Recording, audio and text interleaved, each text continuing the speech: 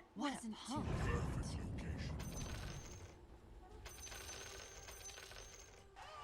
Prepare for battle.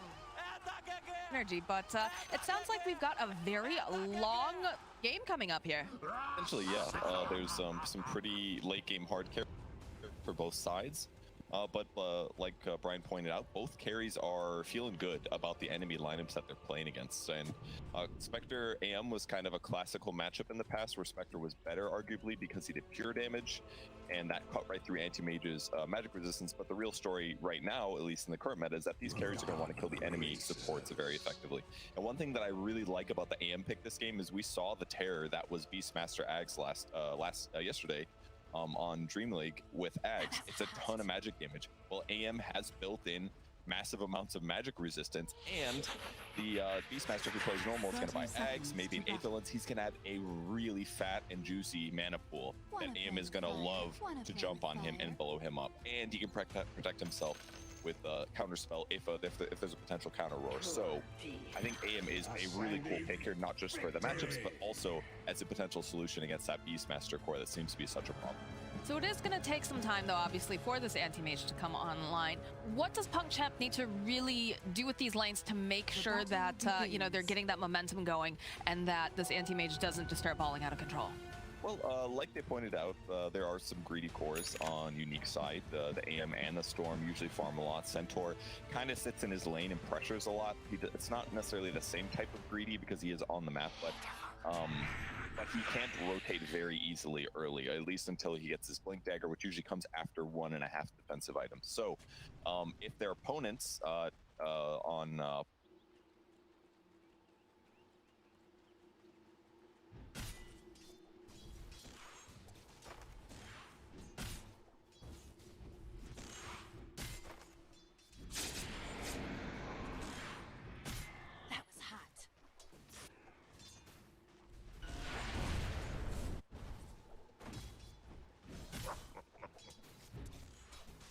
Dire's courier has been killed.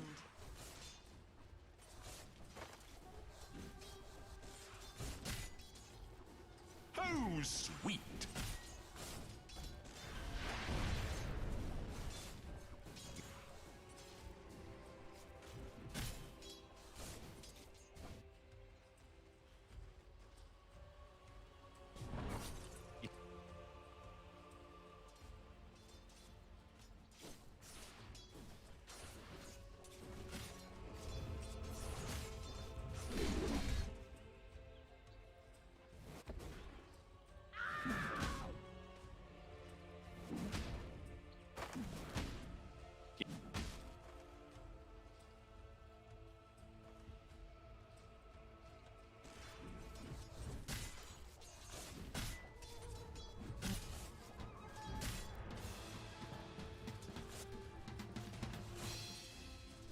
Больше фаворитами даже GGBet считают PuckChamp. Наверное, тут мы сходимся по мнению. Лина, которая возвращается потихоньку на позицию 4 в этой мете после последнего, казалось бы, на первый взгляд, незначительного изменения 7.29P. Вот то, что теперь пассивная способность 12 секунд действия имеет, то можно обновлять ее постоянно, кастовая вторую способность Light Strike Array. Можно даже сейчас, я думаю, LSA и Макси даже. Ну, так обычно и делают, кстати, я смотрел. Подрезали монокост, опять же, да, теперь нет такого большого изменения со стартового до... Да, при этом верно еще у нас в студии говорили о том, что Деспрофит немного подрезали, у него было там 335 МС, кажется, и 15 срезали, это ощутимое нение. Но зато добавили прикольный шарт, который сейчас бросает страх на людей. Я не знаю, для меня роман спорно. Я пока не решил, для меня это хорошо или плохо. Что именно, шарт лучше или вообще? Или хуже предыдущего. Вот для меня, мне кажется, предыдущий, который броню забирал, мне кажется, он как-то... Не знаю, у меня вот такой... Знаешь, и так его не брали, вот когда он броню давал. Вот, и забирал. Мне это напоминает ульт Outworld Devourer, когда он прятал людей в Астрал, потому что на бумаге, и я тогда прям супер хайпил, потому что это была невероятно мощная имба, но никто не покупал тогда Аганим. Вообще ни одна живая душа. И возникали вопросы, действительно, а настолько ли это имба во время игрового процесса, либо, может, команды вот не разобрались, интересно, поэтому будут ли сейчас покупать, потому что, да, на бумаге страх это всегда сильно звучит, но 4 секунды перед применением Не знаю. Ну, ты же просто как обычно на ДП. Ты зашел, разбросал сифончики и побежал себе гулять. Погоди-ка, тут Астрал. Нет, не получится добьет, забрать не добьет. Пёселя. Пёсель ушел.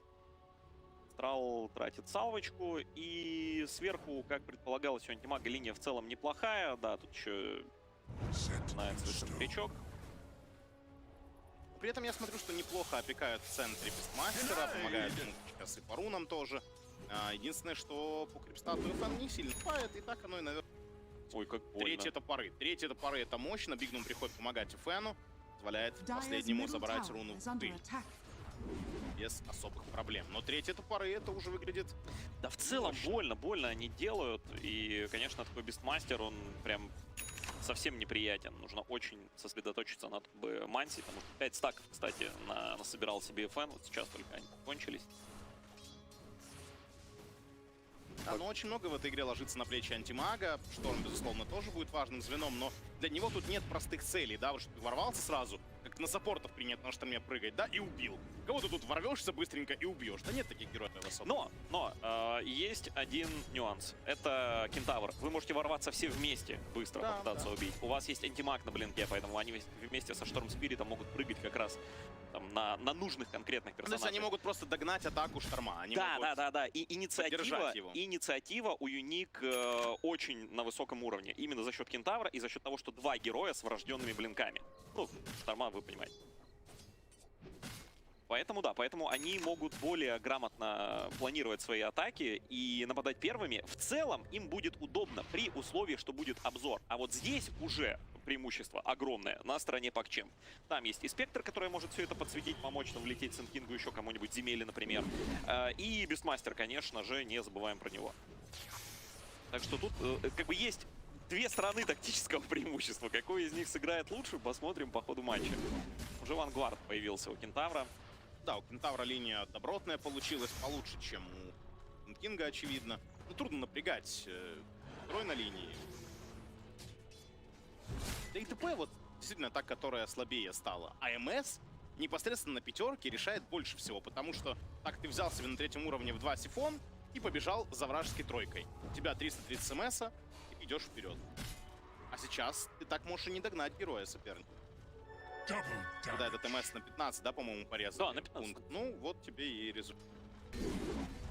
Плюс тут еще и поддержка от Лины, которая стоит, постоянно с пулеметика своего настреливает, спамит станами. Тоже как бы легче попасть в этой ДП. Выкатываются в центр. Подрор. Отлично сыграно. Астрал забил здесь. А еще с двойным уроном был Астрал. Сразу же FN идут типать. Давят на вот этот психологический фактор FN, про который мы уже Часто говорили. против FN это работало. Да, вот и я о чем.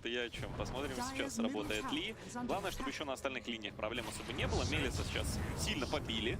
Palantimos был прожал. Ну, больше, наверное, не будет угрожать. Вообще 6-й уже у антимага, поэтому надо поаккуратнее действовать. Взорвать. Там не такой большой монопол, что у Сенкинга, что у Эрспирита на этих уровнях, но тем не менее. Да кто знает, сейчас там 2 тычки даст, щелк, 3-я тычка и... Да-да, там чисто там 15 может добить тебе. Ну, видим, что Лина неплохо на линии помогла Кентавру. Действительно, герой должен вернуться. Может быть, не повсеместно будет ее выбирать, но как вариант там на сильную линию поспамить с тройкой, которая имеет тоже контроль дополнительный. Вполне может. Хорошее продолжение. Да, продолжение атаки хорошее, но вот видишь, по-прежнему сифоны работают неплохо против таких жирных героев. Ставр один из самых хп больших персонажей. Несмотря на то, что там брони еще чего-то может быть много. Здоровье пока он топ-1. Рядышком FN. FN на вардах пока вроде бы не светился, но он пропал с центральной линии, и понятно, что где-то на фланге его стоит ожидать. Мелис фармит лес. Бестмастер хорошо по-прежнему идет. 3900. Очень хорошо, я бы даже сказал. Играет. Да, пока вот если посмотреть на общую ценность, то все замечательно у Бестмастера. Дальше располагается 3 героя коллектива Юник. И вот тут вопрос к Спектре. Как она будет возвращаться в игру, как она будет вообще собирать своего героя, да, вот какие артефакты будут выпадать. Будет ли это Блейдмейл, который все еще неплохо, в патче еще приятнее его сделали. Будет ли это выход, и не знаю, там, возможно, в Radiance. Но в это, кстати, я меньше верю в данной игре. Всегда обычно неплохо возвращается, когда команда может какую-то драку организовать, где она прилетит просто, немножко поучаствует, соберет ассист золота и будет довольна. Но все-таки это Блейдмейл. Может быть, ожидает действительно эти ранние замесы или то, что на них будут нападать. Просто достаточно рано. артефакт по цене качества, вот этому параметру, да, он очень Не, хорош. Он хорош, правда. Там видел 1.65 на 2.4, кажется, КФ. Вот. По-прежнему PuckChamp являются фаворитами встречи. Ну, на первой карте, имею в виду.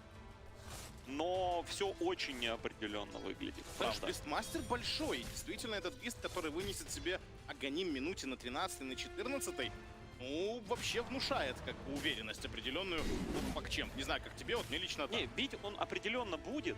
И вообще пик силы как раз будет совпадать, по идее, с появлением Аганима на Бистмастере. Возможно, там еще остальные персонажи, не знаю, может быть, Блинк на Сенкинге. Да, вот тогда, тогда вообще безоговорочно PuckChamp могут просто закрывать эту карту, пытаться закрывать. Пока у противника не появятся блокинг-бары. Я бы на месте Юник особо с этим предметом не затягивал. К тому же Шторм Спириту, даже антимагу, мне кажется, БКБ в этой игре вообще бы лишним не было. Да, но-то лишним не будет. Ты же не хочешь на Эми до первого двухслотового собирать так точно. Атака на Слеера пошла, покатали его, попытался спасти Кентавр товарища. Не получилось, будет контратака, забирают Мелиса. А вот и Деспорейт подтянулся, дал свой рор, и Фэна забрали. Да, Крылат на месте. Такое получилось, да, контратака на контратаку. Вроде инициаторами были PuckChamp, пытались помочь своему товарищу Варлоку Юник там, и Кентавр стампид нажал, и герои подтянулись. Но еще одна перетяжка уже на действие Шторма. И мы видим, что PuckChamp все-таки в этом эпизоде побеждают. Да, забрали мидера, не получилось уничтожить антимага, правда, но это уже был, конечно, план максимум. Видишь, антимаг в это время уже сделал ТП вниз. А он только вышку. увидел, да, что дело пахнет жареным, сразу нажал телепорт вниз, абсолютно верное решение, сверху ломить его ловить больше было нечего. Так, что там, почти готов Аганим уже у Desperate. Да, это будет, я же говорю, 12-13 минута, там реально тайминги шикарные. Если погибать, конечно, не собирается, но вроде как к этому дело не идет. Такой бистмастер действительно может взять почти весь урон команды на себя. Дукалис почти мертв. Там его на крайний случай добили, я думаю. Ghostik, смотри, какой плотный на Кентавре в то же время. И Худ, и Ванвард тебе. Такой довольно жадный билд, потому что нынешние мети часто берут просто Ванвард и выходит блинк, чтобы не страдал момент инициирования, да, твоей команды. Но тут у него супер старт, когда у тебя на 11-й минуте топнет ворс в команде, и ты можешь купить себе и Худ, и Ванвард. Ты можешь просто идти вперед и ломать вышки реально. Да, у тебя немножко хуже инициирование, но у тебя есть Шторм, в конце концов, который может ворваться. Если будет контратака, у тебя есть голем. У тебя голем, у тебя стампид, да. Кентавр на самом деле не такой блинкозависимый герой, если честно. А особенно надо смотреть на драфт соперника. Если там есть какие-то мансеры, да, уворотливые, тогда блинк прям, как говорится, must have. Но в данном случае у нас что? У нас неповоротливый Спектр, Бистмастер и там даже Деспрофи. Да, на них можно просто набежать толпой. Плюс, не забываем, 2 прыгающих персонажа имеются. Так что... Вдобавок могу сказать, что еще в этом патче вот 7.29, который не был первый был, цифр, я не знаю, там еще сделали же кулдаун, теперь постоянно 90 на стампиде. То есть тоже такой момент. Раньше там ты начинал, по-моему, 10 было секунд или что-то такое, и потом он уменьшался до 90, а теперь 90 на всех. Можно спамить, да. Вообще кайф. Так выразиться. Так, это там Спектр. Да, у Спектра начало, наверное, не идеальное, но сейчас потихонечку, да, потихонечку с БМом может вернуться при помощи фарма древних.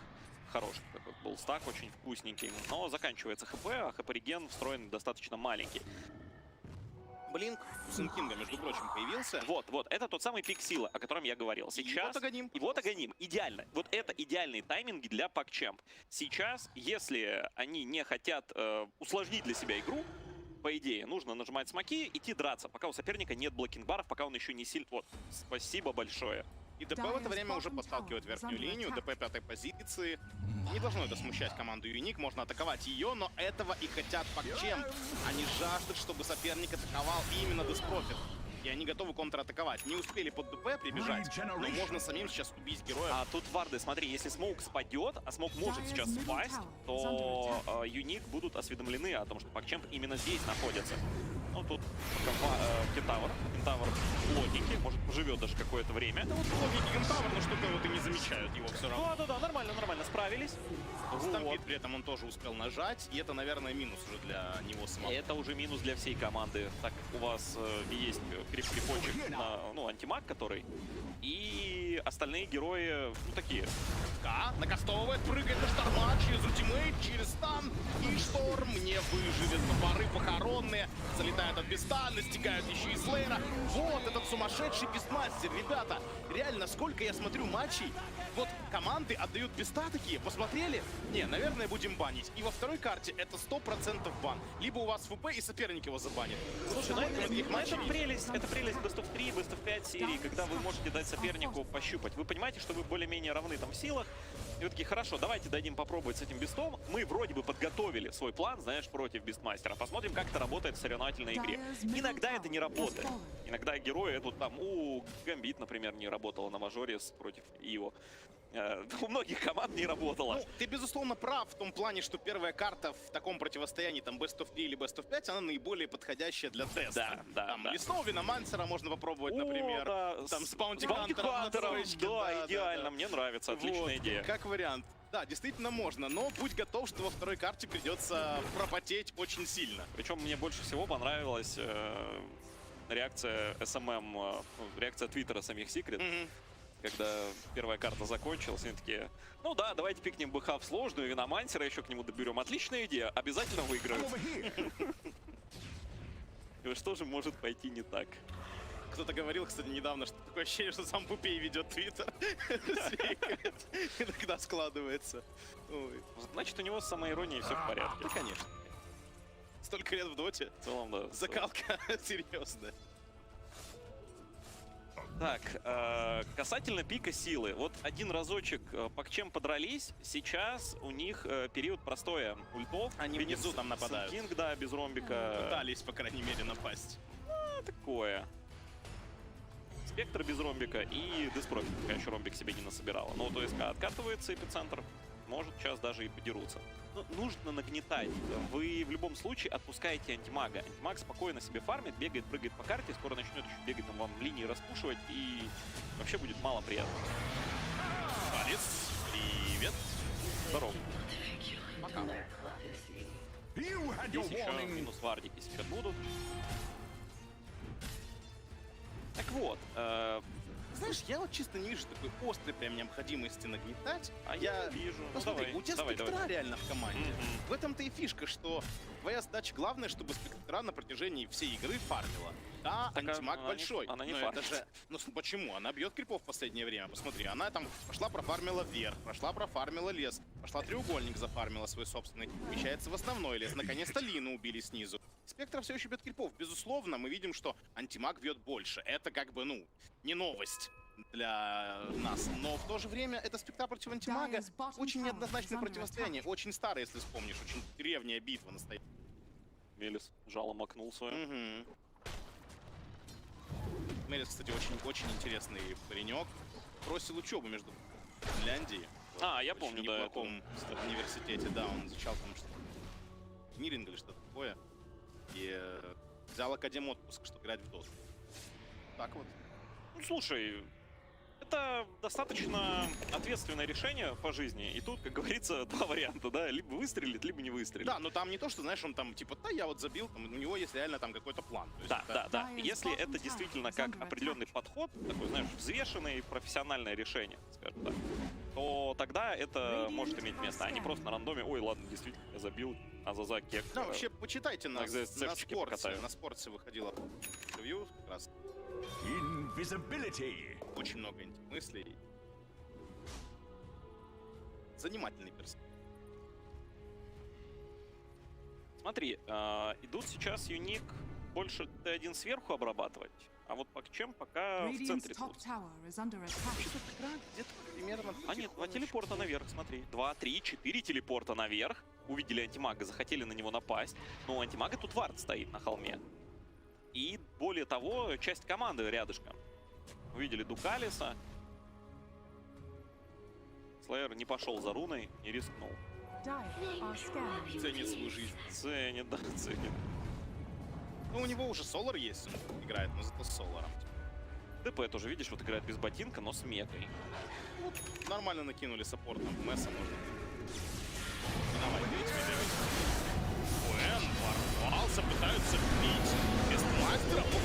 пока не очень. Биск пострадал он только наполовину. До сих пор живет Деспорис. Уже и Сенкин там разучился. А Биск все еще живет. Они без антимага этим занимались. Вот что странно. Они дрались без АМа. Где вы возьмете урон? Ой, еще и Рошан. Это еще и под Рошана выход. Но это идеально. Для PuckChamp сейчас случилось просто какой-то невероятный расклад. Они мгновенно выигрывают драку, которую вроде бы даже не сами навязывали, да, на них самих напали. И при этом еще забирают Рошана. Сколько там Бистмастер? Это же невероятное количество. Ну, хорошие контратакующие есть заклинания. Тот же подкоп Цинкинга, да, тот же Астрал может грамотно камушки разбросать и Да, очень сильно дело наворотить. Спектра одну кнопочку нажимает, уже неприятно тоже. И поэтому, да, поэтому Давай нужны эти посмотрим, самые блоки. да. Вот идет нападение. FN, сразу же одно оглушение пошло, следом сайленс от Дукалиса, следом сайленс от Астрала. FN не нажал ни одной кнопки фактически после своего врыва. Кентавр даже не шевельнулся. Слушай, а Мека ты ведь решила тоже здесь погибнуть, мне кажется.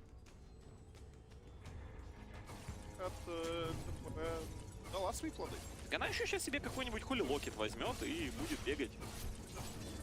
Тоже приятно, насколько стало Меку собирать. Спасибо. Да, мег стало тоже реально вкусней. Хотя на Деспрофит проблем с монопулом обычно нет. Да знаешь, тоже бывали, честно говоря, на пятерочке-то особо. Ты можешь там, я не знаю, там пойти, нажать ультимейт, у тебя дорогой, телефончики разжал, первый скилл сбросил, сайленс сбросил, и вот ты уже и без маны, в принципе.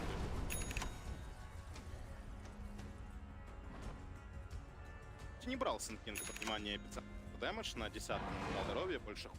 Ну, тут на Сенкинге, знаешь, она такая логика очень простая работает. Больше живем, больше станов выдать. Все правильно. Вспоминаю Там этого небольшие. Сенкинга от Му, да, какого... 6-го, да, по-моему, инта?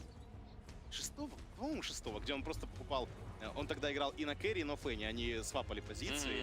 И он собирал ПТ, барабан и вангвард. Ну и просто бегал по замесу. Да. Бигнума нашли, Бигнума убили. Смотри, Шторм Спирит, если у него нет БКБ или заготовки на БКБ, то играть невозможно вообще. Катится дальше. Чем? До Palantimos почти докопались. Ловили даже пятерочка. И снова Мега помогает. Ненадолго. Да, взорвали все. Бистмастер на себя накричал, не получилось подловить Palantimos. А Крылат побежал дальше за Эфеном. Да ладно, что, до конца пойдет? Да до конца уже, наверное, не получится. Сейчас закончится действие Весела. Нет, Крылат идет до последнего, получает Вортекс, нажимает плейтмейл. Да, и ножиком добивает. Тут лакуна, протувка, все в Крылата. Крылат по-прежнему живет. Понятно, у него еще одна жизнь есть дополнительная, но ее не выбивают. При этом Эфен умирает под Т3.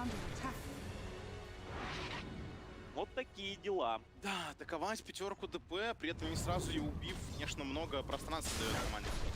Что? Они видят атаку полноценно, что Шторм уже там и ману потратил, и скиллы нажали немножко юник свои. Просто можно атаковать, вот, соответственно, в ответ. Пятерка Деспрофит в целом, вот если затронуть патч, да, который ее подрезал, то сейчас вскрываются как раз моменты, которые не изменились. Чем была сильна пятерка ДП во время мейджора, где ее постоянно брали? Во-первых, была жирная мета, она постоянно могла от кого-то, да, кому-то подсосаться, ХП быстренько восстанавливать. Во-вторых, это та пятерка, которую ты не можешь быстро убить. Обычно как? Обычно представляешь себе там, не знаю, Crystal Maiden, Enchantress, что-нибудь такое, знаешь, дохленькое. Ты ворвался, дал 2 тычки, она умерла. Тут ты этого сделать не можешь. Это во-первых. Во-вторых, она нажимает экзорцизм, а он-то все равно неплох. И она тебя грызет. У нее сайленс с колоссальным вообще, с колоссальной площадью покрытия. Она просто выносит. Но при этом убить ее быстро нельзя. И вот это проблема. И это то, на что патч не повлиял в отношении Деспрофит. Да, лейнинг стал чуть-чуть слабее определенно из-за МС. Вот. Ну, это само собой. Да, но в принципе, да, действительно, брать там игру целиком, то ничего такого, чтобы ты прям сказал, что все, больше не брать на P5. Да нет. В правильном исполнении, в хороших руках, все можно играть, все можно. Так, у Лины там линза, потом форс, причем форс уже почти готов. Дукалис говорит, передайте, пожалуйста, что вы готовы, если что. Возможно, мы все Возможно, мы в муте у них, да, из-за это ГГ. Не, ну есть, кстати, мы помним, что да, бывает такое, что соперника. Ну, трусайт на Трусайт, да, подтверждение. Когда первая фраза, когда люди заходят в кабинку, говорят, так, не забудьте всех замутать, это очень важно. Это смешно, и правда. Админ передал информацию, надеюсь, что... Вообще, это момент довольно веселый. Ну что, пока PuckChamp, кажется, подтверждают свою ренам фаворита в этом матче. Сказать, что тут нет совсем шансов, да, это нельзя. И на самом деле, они еще могут даже выиграть сейчас. Маг — это большая сила. У вас есть все еще Варлок с его ультимейтом. Меня только сборки Бандера интересуют. Да, вот почему у Шторм Спирита до сих пор так все не получается. Ну да, он хочет взять Но у под него блокинг-бар. 8600, поэтому Да. Я о том, что нельзя сказать, что там плохая сборка. Да, ты берешь оркид, логично. Потом ты выходишь в БКБ, логично. Но из-за того, что смертей было слишком много, БКБ откладывается прям на очень большой промежуток У времени. нас, кстати, вот в последней серии в Китае сегодня показал новинку Мэйби, мне кажется. Снимать Ты тоже. про Ганим? Нет, Каю Сашу на шторме. Прям. Сэндж, да, может быть неплохо. Причем, мне кажется, обусловлено во многом это апгрейдом непосредственно Каи, которая стала давать в 2 раза больше маны Radiant's регена. top tower is Она, under да, attack. она и по заклинаниям хорошо работает. Я буквально сегодня смотрел матч с Void Спиритом, у которого было 2-0 Кая, Radiant's top Саша tower is under attack. плюс этот релик нейтральный. Короче, у него было 48, и встала, у него было 48% усиления заклинаний. 48%. Нормально. Бестмастер в одиночку убивает Bignum. Palantimos пытается контратаковать, но Desperate нажимает КБ и отступает. Dire's bottom tower is under В attack. принципе, что? Разменял еще одну секунду бара сейчас. Мне кажется, сейчас вообще блокинг-бар не надо так вот прям ценить, да, вот так сильно, что раньше там 10 секунд. 9 или 6? Уже разница не такая большая, да. Это крутой. Мы буквально там вчера-позавчера на трансляции обсуждали. Этот такой нерф баф, он очень правильный. Они, знаешь, так, сгладили углы, вот что можно сказать. Раньше он был совсем сильный в начале и совсем плохой в конце, сейчас более-менее нормально. Да, 1-2 уже на PuckChamp и 4-23 на Юник. Укрепляется Спектр по своим позициям, и понятно почему. Но скоро появляется БКБ, или уже вроде блокинг-бар, да, должен быть у Шторма? Я ФН. думаю, под БКБ и нажимают. Вот, смог, да, скорее всего, под БКБ нажимали, да, блокинг-бар готов, поэтому начинается драка. Вот, блокинг-бар нажимается, полетел голем, сразу же пошел неплохой урон, да, очень быстро убрали Фёрст Спирита, Сэн Кинга, дальше Дукалис, пятерку тоже сейчас потеряют, скорее всего, команда PuckChamp. Так и есть, остаются только 2 кора. Ghostik нажимает телепорт, пытается уйти и уходит отсюда. Но единичка и двойка PuckChamp сейчас грозятся всех тут разорвать. Да, на самом деле, вот ресурсов не остается, чтобы убивать просто Спектр и Бестмастера, и они идут добивать вас, надо просто в рассыпную сбегать. В принципе, драка получилась-то хорошая. Действительно, если все выдать хорошо, быстро, качественно, и Шторм сможет дать урон дополнительный свой от БКБ, то можно убивать героев. Но, правда, видишь, действительно, первую, вторую не хватает. И тут другая проблема сейчас будет. У них, у голема, большой кулдаун. И действовать активно начнут PuckChamp прямо сейчас. Я полагаю, там и второй Рошан должен уже первый таймер быть на подходе. Но тут тоже, вот, знаешь, на каждого голема с кулдауном будет хаунт и спектр. И без хаунта, если вы видите, где находится керри, PuckChamp, то вы в целом можете понимать, знаешь, нападут на вас или не нападут. Нападать без спектры — это определенно глупость.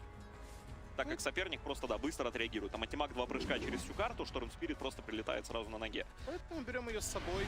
Вот. Поэтому, да, поэтому контроль спектра на карте сейчас является, наверное, самым важным в принятии решений, да, мы деремся или не деремся, вернее, дерется ли соперник. Скади у антимага. Да, и в то же время появляется Кая на Бестмастере, как раз только обсудили. Хотел он брать Травела, но передумал. Все же... Dire are Да, с scanning. антимагом, со Скади и дальше играть агрессивно. Варлок сейчас вард ставит. Пытается первым номером нападать. И Дукалиса успевает нажать БКБ ФН, но Дукалиса все равно потеряют. Должны потерять. Нет, не теряют, пока что Дукалис живет, сейчас закончится ведь БКБ, что потом делать? Palantimos. Прыжочек, пока без контрспелла. А сейчас уже контрспелл, и уже не будет, кажется, прыжочка. Нет, пока нет. Остальные там под водами все горят! Как же больно делают сейчас Юрик! в КД, но все равно пиздит много урона. Посмотри, бесплатно. Да, он режет. Гоняет одного, второго просто. Он режет, он режет. Вот будь еще Рор в этой ситуации, там вообще беда была Там бы. 20 секунд было КД Рора. Вот только сейчас он откатывается, но у Desperate уже нет маны. А есть еще Да, что теперь делать? Сол Ринг, и мана появилась. Что это был за прыжок от антимага Палантимос? Это очень заслуженные типы. Да и Слейра добьет. Заработал здесь, У конечно. него-то нет маны, ты правильно сказал, но есть же Сол Ринг. Есть же Soul Ring. Мана пополняется. Это там написано, да, в Вот. описании предмета есть такое. Поэтому не подрасчитали свои. Так, а Сенкинг еще и хочет Бигнума. Да, этот прыжок от антимага, конечно, долго, я думаю, еще будут ему вспоминать. Но игра на этом не заканчивается, конечно же. Бестмастер, посмотри, сколько он денег заработал, сколько он урона нанес. Да, Бист огромный, просто огромный. Ну, 28 минута, Бестмастер имеет фарм, как у антимага, который собрал хорошие тайминги БФ и немало фармил на карте. Да. И есть тут еще 20-й плюс Кинга. Опять традиционный раз Дукалис, но теперь... Нет, это минус FN. А FN, он бокование нажимал или в кулдауне был в пары? Не совсем понял этот момент. Я думаю, он просто не успел в какой-то момент.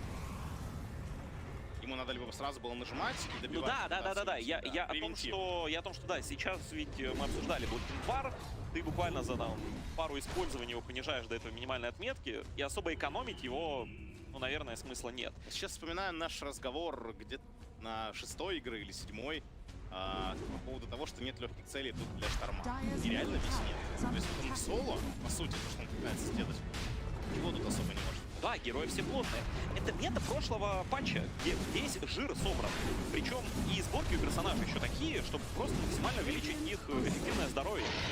Юнит урон, он такой, он лимитированный. Шторм Спирит против этого не очень хорош. Да, Варлок классно помогает.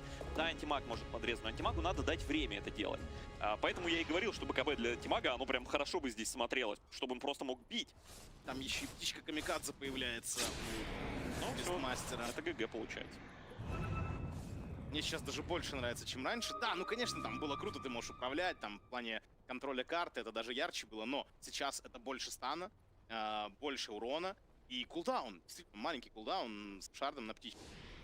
Ты его просто там, по-моему, каждые 15 секунд спамить начинаешь и в драках набрасывать, помогая себе атаковать. Варлюшу нашли. Хватит урона или нет? Хватать. А-та-та! Уже начинает Д2 вышка гореть.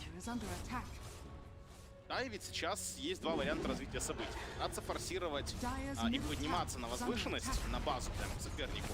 Или же все-таки забить и попробовать забрать все внешние вышки. Второго Рошана вот такие две опции сейчас доступны. Сайленс выкатился. Спорейд. Эррор после БКБ. Уже антимаг больно делает. Успел стики нажать. Успел, да, нажать стики Астрал. Шикарно, но это все равно его не спасает. Как же больно делают Была на бы пары. птичка сейчас. На секунду. Была бы одна секунда. Ну да. Так, она уже полетела, кстати, вперед искать антимага. Слушай, а если антимаг контрспелл нажимает, он превращается в птичку и летит мастер или что? Я не уверен, что... Вряд ли Бестмастер, скорее всего, в птичку. Ну да. Но я, честно скажу, я не Но уверен. это, да, я понимаю, что это странный вопрос, надо... Шторм будет без стампит. Стампит нажимается, но Шторм без блокинг-бара. Еще 25 секунд перезарядки. Они и дальше погонятся ведь. Семен, снова будет КТП. Семен, тут Пашер. Да, тут уже Семен Спектр... второй раз пытается улететь на телепорте и не дают никак. Тут уже Спектр готовится закрывать. Оно, видно, уже руками очень больно делает. Бестмастер приносит себе Сашу, да, Каю Сашу. В порядке говорить удобней. А вот видишь, сразу у нас два лагеря. Так, я... Вот и все. Я все, может, ты все. Все. Бигнум тоже, видишь, все. Бигнум реально И всё. база горит. Понимаешь, 2-3 фрага было сделано как раз ровно перед заходом на чужую базу.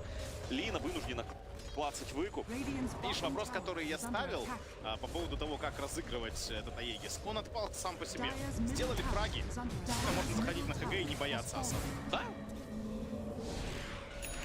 Причем вот он опять этот экзорцизм у Деспрофи 4. Ладно, сейчас могут забрать Сенкинга, он далековато очутился. и это чревато даже тем, что сторону не смогут забрать, даже половину стороны. Такой не тайминговый загул, но я думаю, PuckChamp не слишком сильно должны быть огорчены. Они понимают, что сейчас впереди находятся и по экономике, и в целом по инициативе. Главное не расслабляться. Спектр, она, конечно, большая, и все в таком духе. Но если на вас прыгнут все люди в блэккинг-барах, то остановить всех будет затруднительно. Пару людей они сгрызть смогут. Мы это уже, в принципе, видели пару раз. Скоро 25-й у Беста. Но он уже как бы 20-й, наверное, сейчас, да? Тут даун на рор взять. 25-й это уже платная... Ну, сколько там секунд? 15? Сколько? Рор 30 секунд. Да. Рор 30 секунд, если у тебя еще дан редакшн. Ну, минус, я имею в виду. Да, там можно доводить до 20-15 доводить можно. 35 секунд, когда... А на 25-м у тебя талант на процентный урон от топоров. На 25-м ты левый берешь на таком... Да, минус 35.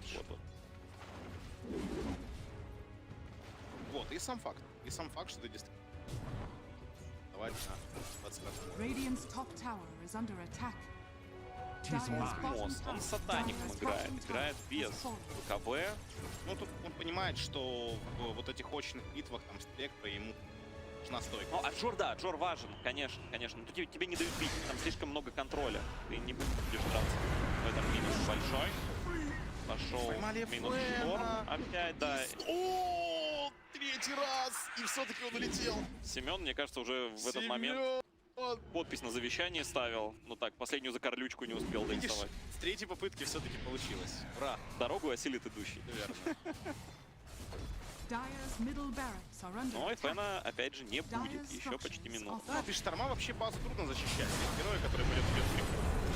Вот сейчас идет нападение, да, без выкупа от Шторм Спирита, нажимаются по капбэки, но хп почти не заканчиваются у PuckChamp. Только сейчас, после щелчка антимага, смогли забрать Earth Спирита, но и самого антимага сейчас могут уничтожить. Нет, успел нажать блинк, уйти в сторону, топоры летят вдогонку, не успевают за Эмом. Стикис после антимага тоже должен был погибать, там топоры летели фатальные, но Стики прожал и блинкаут сделал. Тауэр возвращается. Но это минус сторона. И птица! Слушай, надо реально сделать первые 2 ноты вот этого Вичмастера. Понимаешь, врезалось. Вообще, да, Ghostik и Аганим купил на команду. Вообще грамотно все. Кулдаун должны жить, Кулдаун появляется. Может, 2 ультимейта будет драть. Потенциально. Что у тебя? Кулдаун 70 секунд. Да, на остановке. В принципе, такие драки довольно затяжны. Час. Если Кентавр будет жить, то может реально 2 стампида. Хекс собирает. Играет без Акторина, кстати. Ну, без... Линза важна. Хотя Акторин тоже хорош. На самом деле, вот там, когда я играл с ребятами, мне говорят, что Акторин купил. Ну, вы подумайте, хоть у тебя и 0 секунд кулдауна на топорах, но ты быстрее птичку вызываешь, да, постоянно. У тебя Рор имеет там кулдаун реально, ну, практически там 20 секунд. Ох, чего бы мне, конечно, просто купит. Не, ну линзу берут чисто на кастрейн. Да, я понимаю, о чем. Понимаю. А Акторин-то уже просто как апгрейд, понимаешь, по инерции сразу его берешь. Да, ты богаче, да, обычно. Primal Roar пошел, Кентавра вытолкнули. Там параллельно Спирит закатился еще в саппорта, я так понимаю, да? Или в кого-то? В Фэн он закатился. В саппорта. Да, и... Погибнет за это? Спирита, да, убили. Там, правда, Мелец с прокастом, опять минусы Фэн! Не живет Шторм в этой игре. Выкуп от Тимели и Семен. 5-й телепорт. Ну, один из 5 работает, или из 4, неважно. 4. Как же тяжело Шторм Спириту. Вообще, когда драка разделяется, вот именно, как мы видели сейчас, когда Ист вроде нажал ульти... Так, подожди-ка, Сэнкинга можно убить. Сэнкин нажимает БКБ, живет под песочком, копает, ищет ветом. Антимаг очень больно, выкатывается Астрал. И это минус антимаг, это реально ГГ. И тут вот PuckChamp правильные фразы спамят. Сдаются юник. 31-15, 36-я минута игры, 14 тысяч перевеса. Первая карта в этом противостоянии дебютном в элитном дивизионе остается команде PuckChamp. Да, и у них осталось именно то, за что нравилась эта команда и прошлые их встречи. У них есть идея. Мы буквально там сидим, говорим, так, вот сейчас будет пик силы, да, там Аганим, блинк, нажать смог.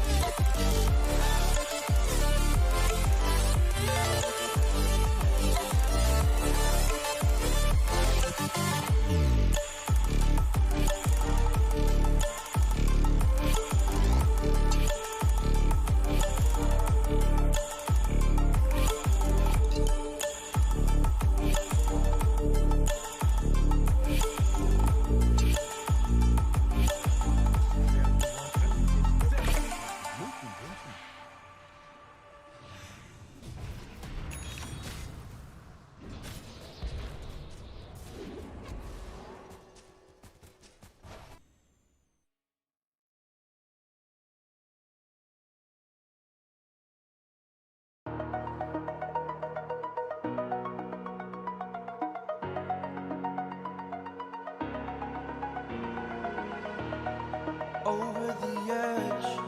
Feel like I'm floating through the air. The pain I felt is paid for, all is said and done. Oh, I am restricted, fixed upon the web. I need to kick the habit that my mind is breathing in. Break out, I've got to see. Spent all my life holding all of it closely. I played it innocent, a feel of discontent. I'm finally facing it all, fearless.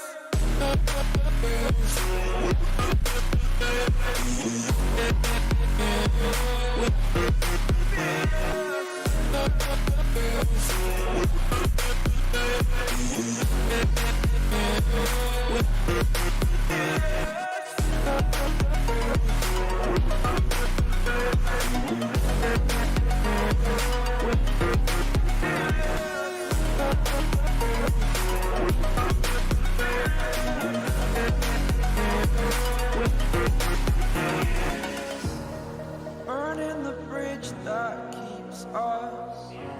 I'm here and I'm feeling fearless. Exaggerated, that's what you assume. The story's over now, I must conclude. I am conflicted, watching where I step still. Hanging in the balance, not the life I want to live. I want to take it all, standing tall. Fear outweighed the person you are. Oh, break out, I've got to see. Spent all my life holding all of it closely. I played it innocent, a feel of discontent. I'm finally facing it all, fearless.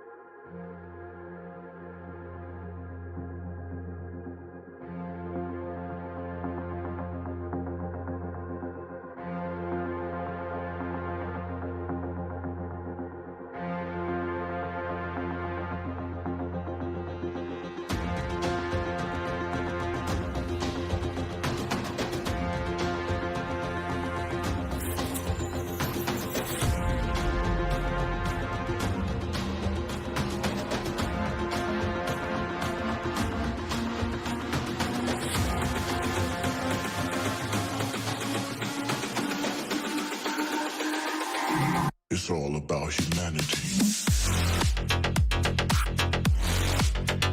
About humanity.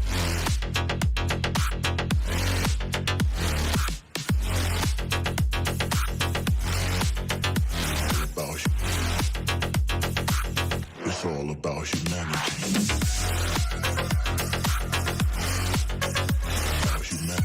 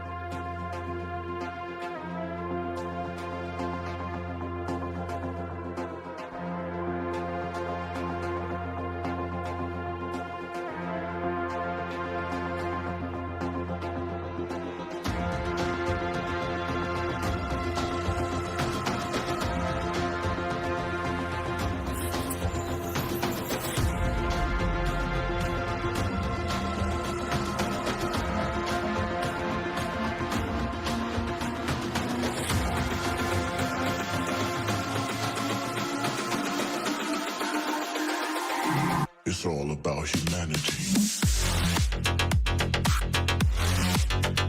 About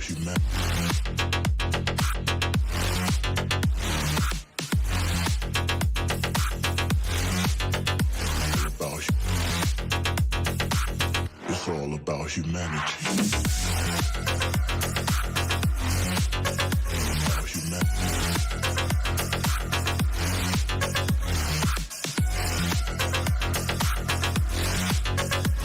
About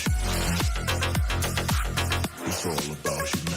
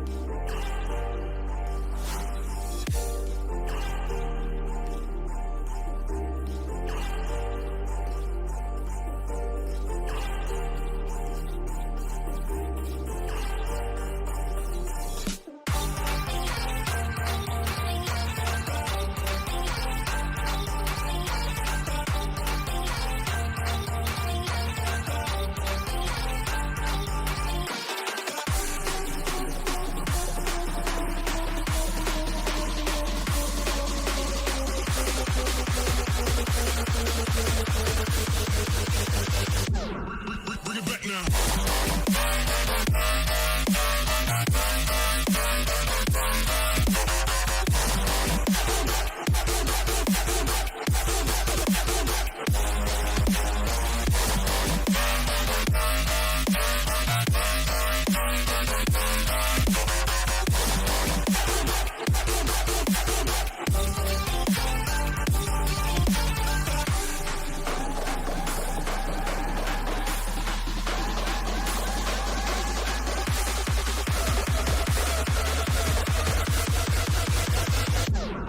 Bring it back now.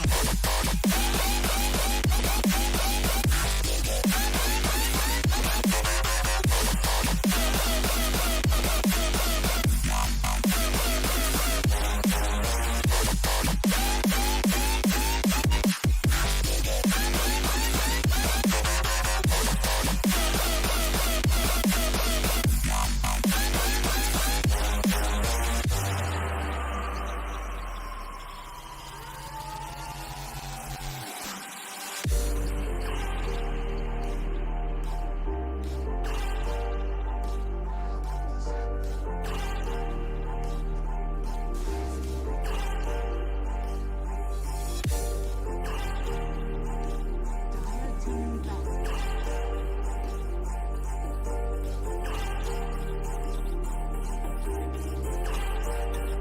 They believe Puck is the champ that they will be choosing today.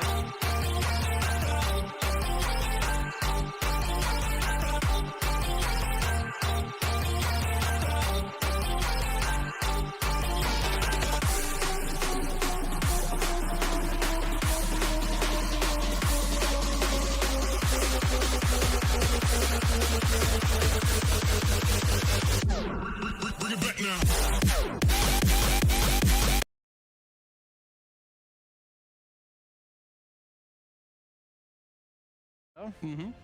I think it's a. I don't think it's a first pick, but a second pick kind of opening where it's like boom boom centaur +1, Dire sure. team bad. But alas, Unique do like it quite a lot. Yeah, the real story of any hero that a team first picks is they think this hero is not exploitable. You know, it will do its job in the game regardless of whatever 9 other heroes are picked.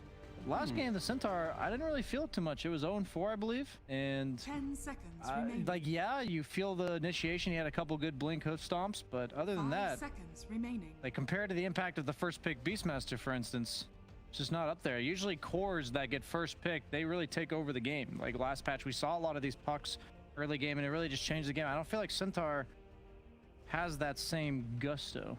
Well, I think it depends completely on what the 4 is. Like we mentioned the previous time they picked it, like they had the leader to apply the pressure, And then that never really came into play because this DP was able to zone them up, you know, collectively. Yeah, that DP Owen surprising. Yeah, DP did so much work. And I think for Unique, the reason why they value it highly for first pick is they don't pick their 4 straight away.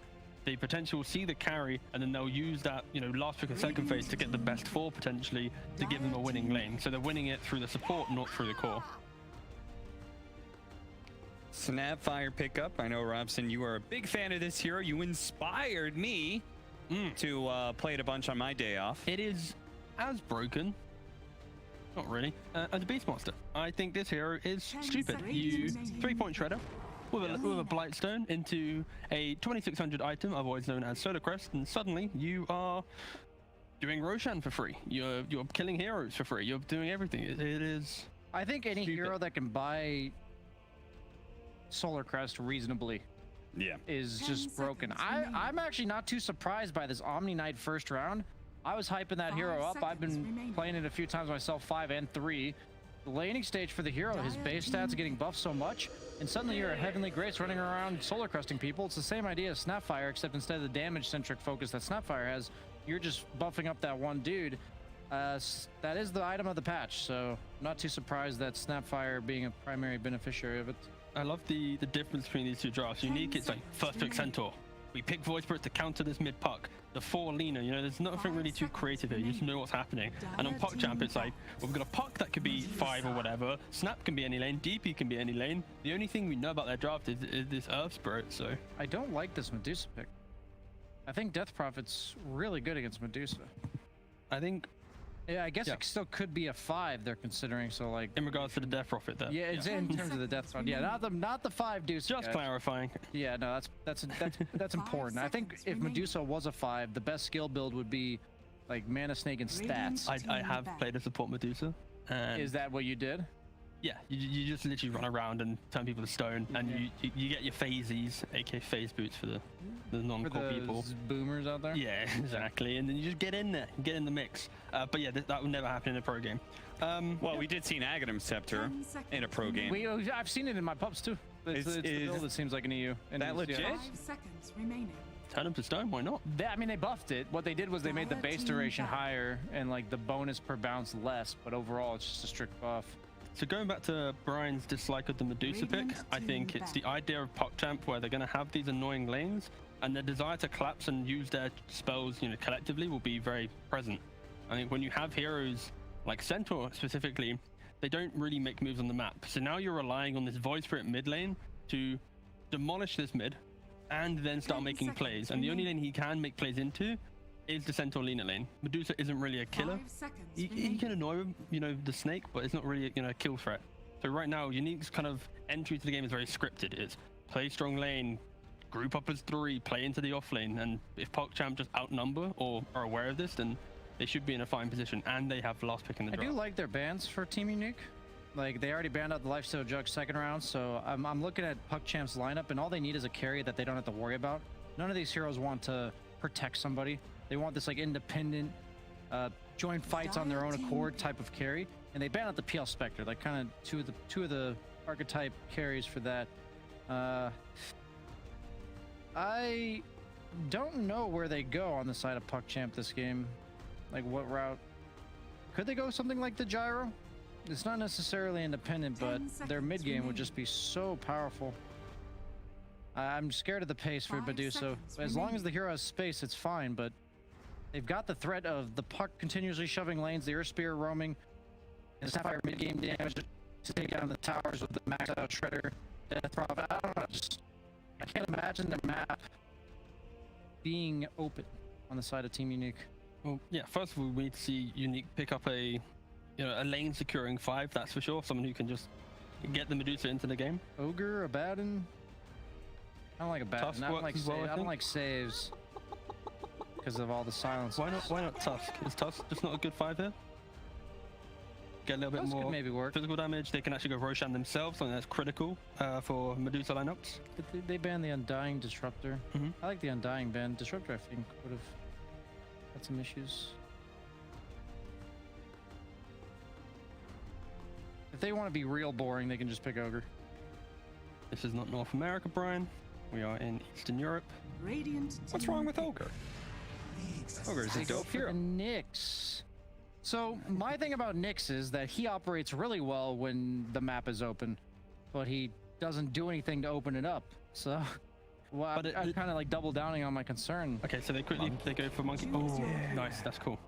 In regards to the Nyx, it takes away a big component of the damage from PuckChamp, where okay, so it's an offlane Snapfire as well.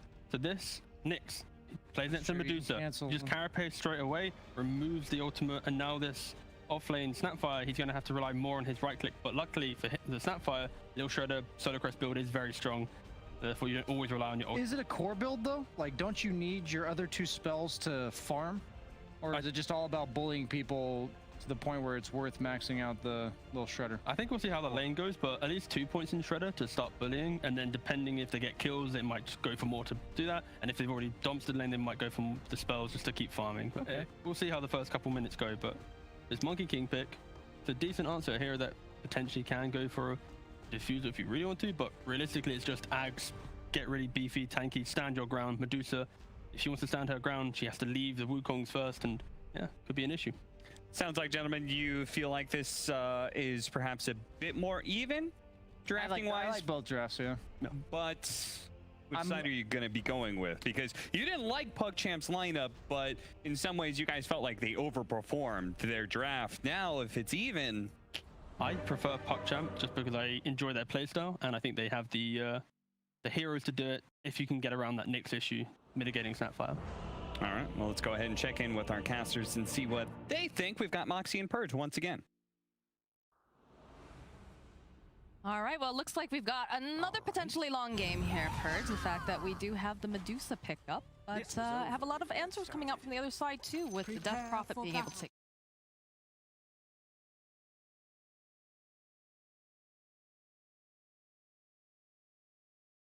Here, a good hero, but certainly got some nerfs recently, so a little bit harder for him to feel as effective at later stages of the game. But yeah, another Lina, just cool new stuff here in this region. It's nice. I like the fact that, you know, we're seeing all these different heroes, because the last DPC, it was starting to feel very, very stale, right, over time. Yeah, we're still seeing a lot of the same heroes, but their power levels aren't quite as high, so it gives more viability to try out new stuff. So always fun to see that. Well, some similar things. Unique still believing in the Centaur and the Lina dual offlane. I felt like it was pretty strong in lane, but maybe it'll be very different against somebody like a Monkey King. But yeah, Void Spirit I think is going to fit FN a little bit better. One of the downsides to Storm as an initiating hero that we saw last game is that you get counter initiated on, and Void Spirit can better initiate and disable without necessarily being screwed or like he's going to die. So this might work a little bit better for Unique's playstyle this game. I think it also helps the fact that, you know, a Void Spirit typically likes to pick up that dual scepter anyways, not necessarily having to pick it up for it being defensive, but also to help set up for some of those initiations and pickoffs. What is that courier there that the Monkey King is? The Ice Frog. Oh man, I have not seen it. Like, did you see his taunt there? That he stayed on the bounty rune and spun in a circle just to show like, ha ha ha, I got it, you know? He could have gotten back to lane faster. it's fine. He's gonna show up right when he needs to show up. Exactly. If you can't taunt them because they muted you, then what you need to do is taunt them physically with your hero. Yeah, you know, or get some Dota. sprays, put some sprays down on the ground. You can't mute those. That's true. Next know all level the tricks, trolling. apparently. Oh yeah, you know, they do call me Toxie. Did you think it was Cool play yours? by Desperate there. Use the orb to get the range last creep, and then he used this opportunity to get the D-ward. Normally a little bit hard to get that, but able to get it instantly is going to accelerate his bottle timing here. I think that's because they smoked with the Earth Spirit, got the ward down really fast and saw their opponent's place. That's why he's able to get that for free. Well, bottle's becoming more and more important now with all the other runes that have been added into the game. Seems very, very important that the mid picks it up each time now, especially because you no longer can pull tangos. You can't demand it. Instead, now people are demanding support. Buy me bottle. That's not happening. Slacks does it all the time. Maybe not so much now that they nerfed his Radiant's precious top techies, tower but is under attack. I mean, Omni Knight's yeah, making well. a comeback. That's a hero that he loves too. All right. I suppose so, yeah. We see Earthspare do a pull through. He actually did mess up and accidentally aggroed the range creep to the tower, so he's not going to deny nearly as many creeps here, which is usually one of the benefits of this. Not necessarily deny, but these creeps just die here, so kind of a big mistake, actually, because that's basically he only denied one creep from his opponents while doing this, while Snapfire gets leveled, so pretty moderate mistake, at least for a laning stage impact stuff. He still hits level beast. I have a feeling it's going to be another slow one for a bit. Taking a look at how these lanes are very similar. Maybe if Dukalis gets a little bit too far forward, but well, you know, Astral does make a rotation down to the bottom lane, and that Lina is looking very vulnerable. I was assuming, yeah, I think Lena's the guy you go on. Well, we'll see. Ghostik 4 times. Yeah? Well, no, I guess it's going to be Ghostik who's going to be the first blood sacrifice as Astral gets a nice little reward for rotating. Yeah, that was a huge kill, actually. Centaur is still vulnerable at this stage. He's got lots of HP, but his armor is not that high, and he is a little bit slow, so he does have boots picked up now, though, so his ability to get away from Monkey King should be good, but big kill, and that's going to hurt Snapfire on the other side. It is a Snapfire core. Hasn't picked up Lil Shredder, probably because as a core, you want the AoE to farm, so a little bit more of a typical Snapfire build. But hey, if they can zone Ghostik and make his game a little bit harder, this could be really worthwhile. Because then Monkey King, they can basically leave Monkey King solo against the slightly underfarmed Ghostik, and that leaves the supports lots of time to start pressuring others, which could mean that a lot of pressure comes from. I definitely saw a lot of aggression the last game coming out from them. But you can see some movement coming out here, trying to just zone a little bit more over on the side of Unique. It was pretty successful. They got a small camp stack because of this. So now they should be able to clear a whole creep wave, which normally that would have been messed up or interrupted by Lina. So this tri-lane, slightly useful here. Snapfire picks up level 3, so she's still doing okay. Not amazing, 7 last hits compared to Medusa's 16, but you could argue that because Snapfire functions really well as a support, that if she functions as a under-leveled, under-farmed offlane, she should be more useful than a hero like Centaur in that position. Slayer did manage to go and snipe the Puck's courier. Luckily, I believe he already got his things sent to him, but also we get Slayer's courier slaughtered in response as well, so a little bit of revenge. He does get his wards delivered, his ward and sentry, so we'll probably see a D-ward coming out for Nyx if he can find one. 4-minute runes coming out. And then taking the water ring. Otherwise, fairly calm right now. Hard game for Ghostik here. 13 last hits now. Just dangerous to approach the Monkey King, who now has a Orb of Venom. So if he does come forward, he's got to land Hoof Stomp, or he is going to get heavily pressured or die. Well, that and the Spirit Siphon is just so good against very tanky heroes as well. You've got a nice combination. Yeah. You've got the silence, the slow, stun coming out from our Spirit eventually. You know, it's very intimidating to go anywhere near this Monkey King, and or not even the Monkey King, but the creep wave in general. It feels kind of bad right now if you're Unique. The Spirit Siphon damage is just really massive. Look, they're even denying his own sentry ward that's blocking his large camp, because they're like, we control this lane so hard, I want to be able to pull more. FN getting a little low here, popping water rune. Most likely. Most likely. Doesn't look like the Puck wants to dive too hard. Couple tips coming out. They're happy with that, because what it did is it's going to push their lane a little bit and allow them to pull the creep wave back. So whereas it was probably going to push towards their tower, now he's just holding, now he's just power denying basically. So this actually just gave them even more lane control, whereas they were going to get some gold finally. So kind of a mistake there by Bignum. That's why they tipped him. A rolling boulder coming mid potentially here. Desperate does pick up 6 is why. Going for the kill. Dream Coil gets dropped. They try to sidestep it, but they're not going to be able to. This kick back with the snap. And that is a dead FN. Sure, he's a little nervous here, because the last game definitely was a bit of a struggle for him as well, and that's not the way you want to get started. Yeah, really tough to play Void Spirit against Puck for that reason, because he's got all these survivability skills, but when you get coiled, you just don't get those tools the same. No, you don't. Slayer, he does pick up the Arcane Rune and denies it from Puck. He takes a healthy chunk of damage along the way. Dukalis, though, going to be able to snap up that other bounty rune right underneath the nose of Bignum. Spots out the stacks as well. Are fortified. So maybe Monkey King is having a great game, but on the other side of the map, Palantimos on the Medusa is also doing very well. Level 6 picked up, semi-uncontested. The upside though for PuckChamp is that Ghostik, or sorry, Snapfire has a little bit more. Well, I know he actually does. I'm sorry.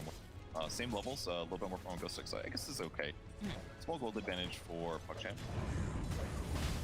Roll in now from Astral, not quite on the mark. They follow up with the LSA. They need to be careful though. They don't want to let these stacks of Jingo come up. Krlt just pushing back the wave here, lands the Boundless over on the Lina. I take Also, but he's got an earn, so no big deal. And they give him a salve as well. Similar build for Death Prophet. I really like this fast mech build. Very cool. Because she's individually very tanky and very survivable because of Spirit Siphon. If she gets gone on, she can heal herself. Looks like there's going to be a fight top, though. Yep, TPs are coming in. The pincerring has begun. FN is in position.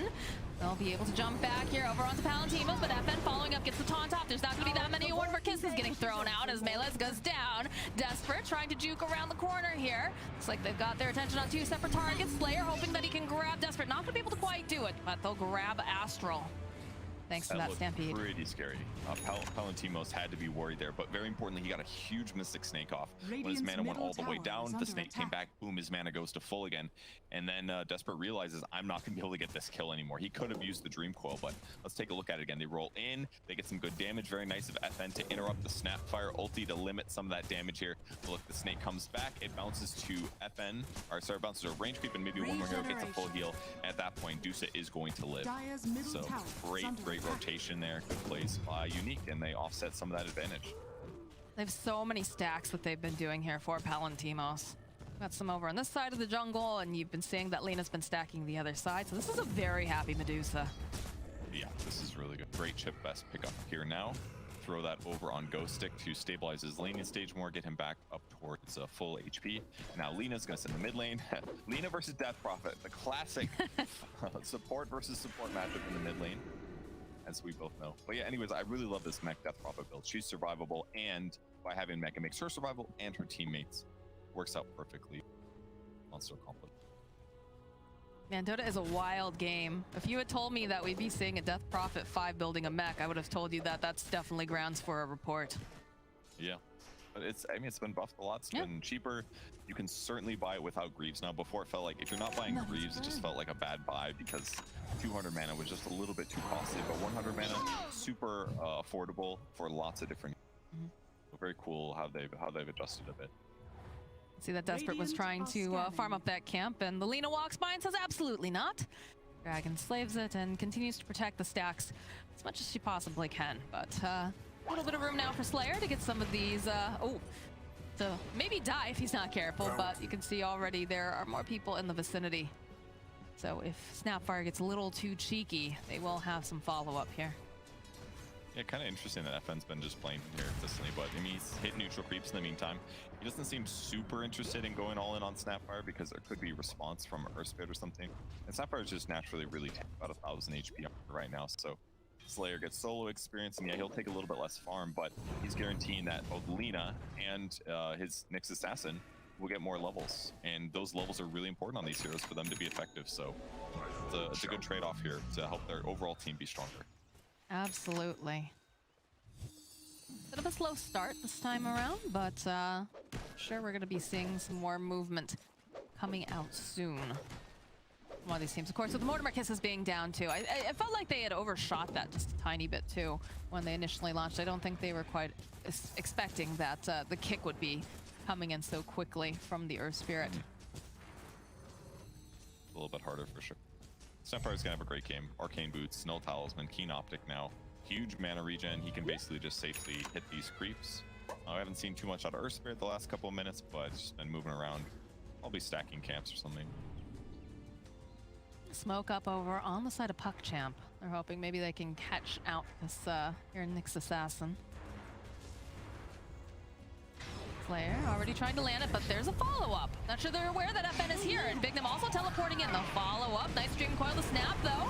Some of those kisses getting tossed around as well, but they just use a Laguna Blade to the phase over on Astral. FN needs to be careful, though. He may have gone just a little bit too far. He uses that Fairy Fire. Is going to be able to survive this as the Astral steps away. Good plays for both sides. Slayer did the obvious, use Spike Carapace to go break the tether. Puck ended up phase shifting that damage and stun, which is pretty cool, but Radiant ultimately a little bit. That's a dead Snapfire. And, you know, they're trying their best. Oh, well, maybe with the cookie hop. No, last second here. Slayer now getting chipped away here by Puck. Dukalis also chasing him, but it is going to be the Puck who murders the little bug over there. Absolutely worth a great kill for Lina there. She's more important than the 5 position. Next, you gotta be careful. The next, you max spike Carapace first. Any damage, and if he uses this ability effectively, he's getting a lot of big stuns off in a team fight as a 5 position. So Tower's gonna die now from the exorcism and that kill, but this is all relatively fine. They've bought in a lot of time for Medusa to hit neutrals. She's now level 10. She's like halfway to her Manta style now. Here's that initiation again. Tries to nuke from darkness. Oh, she spots right now. This is the issue here. A little bit too obvious. Trying to get extra damage in, and as a result, I guess punished for it. Could have done that from range and not put herself in the same vulnerable position, but. Just a little overeager, I think. Is under attack. Trying to get too much value out of the nuke. And here comes the gank of Vendetta and Smoke here. They definitely can stun Puck if they spot the orb coming out. Easy spike Carapace setup here, but Sentry is not going to spot just outside. Nope. Until now. Yeah, they'll be happy enough with that, so I'm sure they would prefer to have the Puck. But, yeah, we take those. We take those. Well, good. That's 20 seconds that Earth Spirit, basically 30 seconds Earth Spirit's on the map.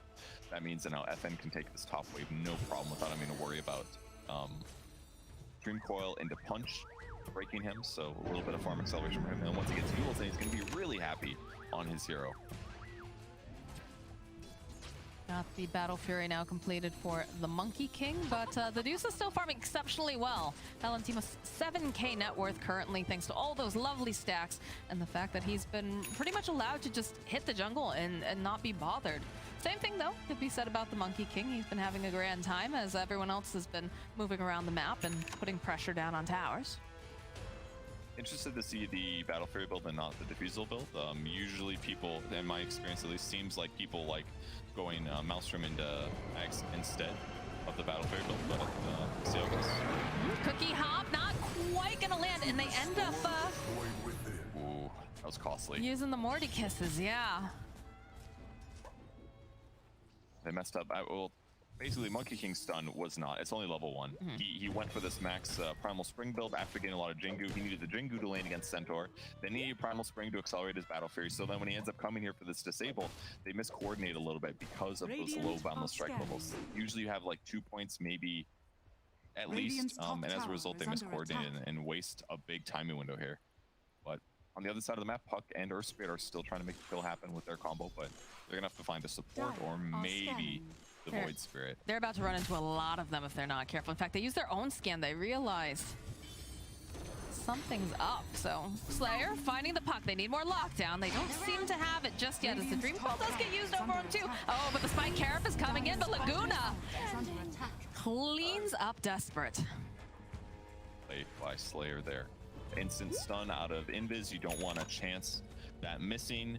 He could have orbed, but he would have been like under tower, so he probably thought that was a little too dangerous. But in hindsight, maybe he should have jumped. And then he face shift dodged Mystic Snake. Maybe he should have let that hit. That way he couldn't, would have had face shift to prevent the Spike Carapace, but a little tough there. He didn't expect it. There were many possibilities, but I think either way, he probably was dead. No Mortimer Kisses for this towers, though. Looks like Unique will be able to easily take it out and then retreat again. Sapphire going the old classic Ags build to be able to launch in an ally potentially to make the team fight go a little bit easier. Not really the best heroes for that. Like all their heroes that want to go in melee range can already do it for themselves. Monkey King and Earth Spirit have the tools, but Death Prophet definitely doesn't want to get yeeted. Oh, come on. All right, Pop Exorcism, you're going in. Oh god. Just imagine her putting on a helmet and goggles and just buckling in like, oh god. Astral though, stuck in the woods, and is gonna run into the Nyx Assassin and the Centaur, and they're gonna let FN get the final hit. But the Exorcism over on the side, they were trying to loop around. Ghostik immediately going to teleport out, but they use the Dream Coil to hold him into place. It's a good stop, lands onto 2, but the rest of the team, they don't want anything to do with this, so they will already hightail it on out. kind of feels like a reversal last game. Unique is getting out of every team fight using much less skills. FN on the Void Spirit just feels so much more useful in these engagements. He can follow up on these initiations and get a damage burst, but he's also not burning his entire mana pool to do it like Storm Spirit usually is.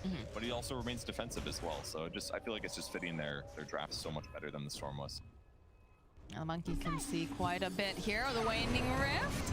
It's going to be LSA. The silence immediately, though. Slayer is slain. And they'll be able to take down FN as well. A nice move from PuckChamp. Probably should have used himself. I mean, he used silence, but he got caught with that cookie. Maybe he forgot about the cookie being available, but... I guess they took it. Oh, okay, that's a 10 melis. They're jumping behind the tower now. Purge Lena's taking a lot of damage. She doesn't look like she's going to be able to survive this. They've got a lot of Spirit Siphons going out. Bignum again. He does fall. They've already taken that melee. Desperate next. And Krlt will be the next one to get taken out here by Ghostik. Great fight, but it just kind of feels like both teams making moderate mistakes. Snapfire once again out of position. Lena catches him, shows the value of the hero. Lots of burst damage. Ends up being enough to clean her up, and then a great Deuce ulti lands some Stone Gaze on Puck, getting another big kill. So she just keeps accelerating. Her net worth is way ahead of Monkey's now. Monkey ends up dying in that fight too. Just perfect setup for Unique so far, and it doesn't feel like they're going to slow down to me. Yeah, it definitely feels like Palantimos has had all the breathing room in the world here. And it's reflected in the items that he is currently holding and hopes to pick up. Making good time on them. The only thing that's a little bit scary about Medusa, in my opinion, is that Monkey King is an agility hero, and buying Diffusal on him is pretty solid because it's going to accelerate with Wukong's command. But one of the downsides is that keeping Medusa in Wukong's is not going to be easy, because if she turns on her ultimate, she gets 50% movement speed. She can pretty easily run out of it. So with the Battle Fear also slowing down his Ags, and once he gets Ags, he's just not going to do that much single target damage. So yeah, he'll be able to farm and stuff, participate in ganks, but I don't know, I thought that this build was outdated, but maybe he's onto something here. We'll see. Ooh, it's a nice pick off here on the Puck. Down it goes Desperate, and they'll go and use the Stampede. This Death Prophet is not looking very healthy. She's going to be the next victim. Everyone else on the side of PuckChamp has vacated the area. Puck pressured and punished once again. It looks like such a good hero against Void Spirit, especially. Dream Coil is great, but if you just limit the amount of kills that you get and then you go ganking against Puck yourself, the hero is so much easier to kill than Beastmaster. Beastmaster had like 2,000 HP at this point last game. Puck's only walking around with 1,200 HP, so she's super vulnerable to this Nyx setup with other disable follow-up. So like the Unique draft is almost exactly the same as last game, but it just looks so much more capable in this match.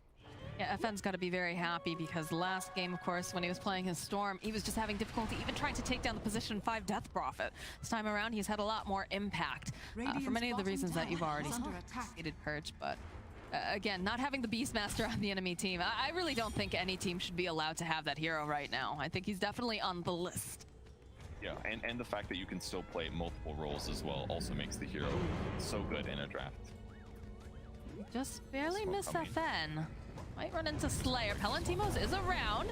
Got the Spike Carapace. And there it is. There's those Mortimer Kisses plus the silence, though. This is looking halfway decent going over to the side of PuckChamp, but Medusa, she's just going to be able to walk away. Luna's going to get used as well. The Dream Coil, it's looking nice. It's holding them into place. There's no mana left over here on the Medusa, as Palantimos will fall, and it looks like Ghostik is going to be next. Slayer just barely managing to get away. Pretty big mistake there by Palantimos. He's still going. See if somebody else dies. Yeah, they're trying to kill Bignum here, and they've got the Ags online. They've got plenty of silences, slows, and the damage. They'll be able to collect a kill on Lena. Slayer needs to be a little bit careful. Don't have the vision on him, though, and they'll just immediately transition into the Roche Pit. Good way to do it. They've got Ags up on Monkey King as well, so good luck fighting into him at this point. Astral. Carapace comes out, but Slayer sidesteps it just a little bit. Might have been worth it to let it actually connect. And the Monkey King Axe recently nerfed, no longer works against Roshan, so Krlt's not going to be able to get that free acceleration here. But ultimately, I think that the fight was lost because of Palantimos. His mantle was on cooldown while playing in that area, so when he got ran at, the layered silences were just way too much for him to deal with. The Death Combat silence, the Puck silence, the Earth Spirit silence, all delaying his ulti that would have protected him. And when he finally got on silence, his mana drain, can't cast it anymore. So if he wants to play in that area with Nyx Assassin, like, he needs to have his Manta ready, so at least he can Manta and pop ulti really quickly. But here's his silence, there's another silence, then he gets Dream Coiled, then the damage is just way too much at this point, and he ends up getting taken down. So needed that to protect himself, and that's kind of on him for not having Manta available in that. Definitely got jumped on there. I don't think they were quite expecting that because it was a smoke as well. But yeah, but Nyx was positioned for it. He had the ward on the high ground. He was positioned to break smoke on either ramp. Medusa was just a little bit behind him. He also should have just ditched right away. He backed briefly there when the Nyx got a stun off. He should have just booked it. And if he did, he would have gotten out of there. It would have been less of a big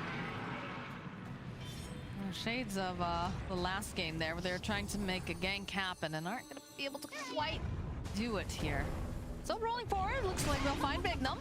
Silence, kickback, and Bignum, yes, he just accepts his fate. He knows there's a lot of pain coming for him, but maybe he can give his life to keep his cores alive. Yeah, FN did not have a TP. I think he might have canceled it, and I wasn't 100% sure, but he's got to hide down there for a bit. Unfortunately, he's going to lose some net worth from advantage from this. Going to lose the support in your port. Dire's bottom tower has fallen. One out of that. Scotty is completed now for the Medusa. Now allow her a little bit more kiting ability. And the anti-healing against both Death Prophet and Monkey King is actually going to be really big. That's cool. Gem picked up on DP, by the way, pretty early.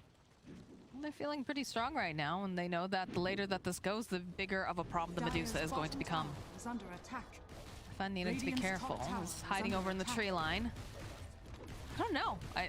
Are these clones are hitting the tower? I think it's just they're not animating. Like one of them isn't. Yeah, I think it's weird. He's not. That one's maybe too far out. These ones are hitting now, but the first one that spawned is just like standing there awkwardly. Maybe it was working on him. I'm not sure. I don't think it was. I thought they changed it. Okay, basically, you could solo Roche with Axe on. Way too good. It's way too good, yeah.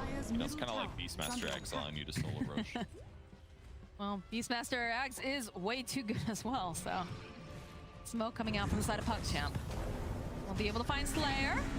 So they'll clean up the Nyx Assassin. He's going to use the Yules though by himself just a little bit more time, but Spike Carapace buys him again. He's going to just burn off all that mana over on Desperate, but eventually will die here.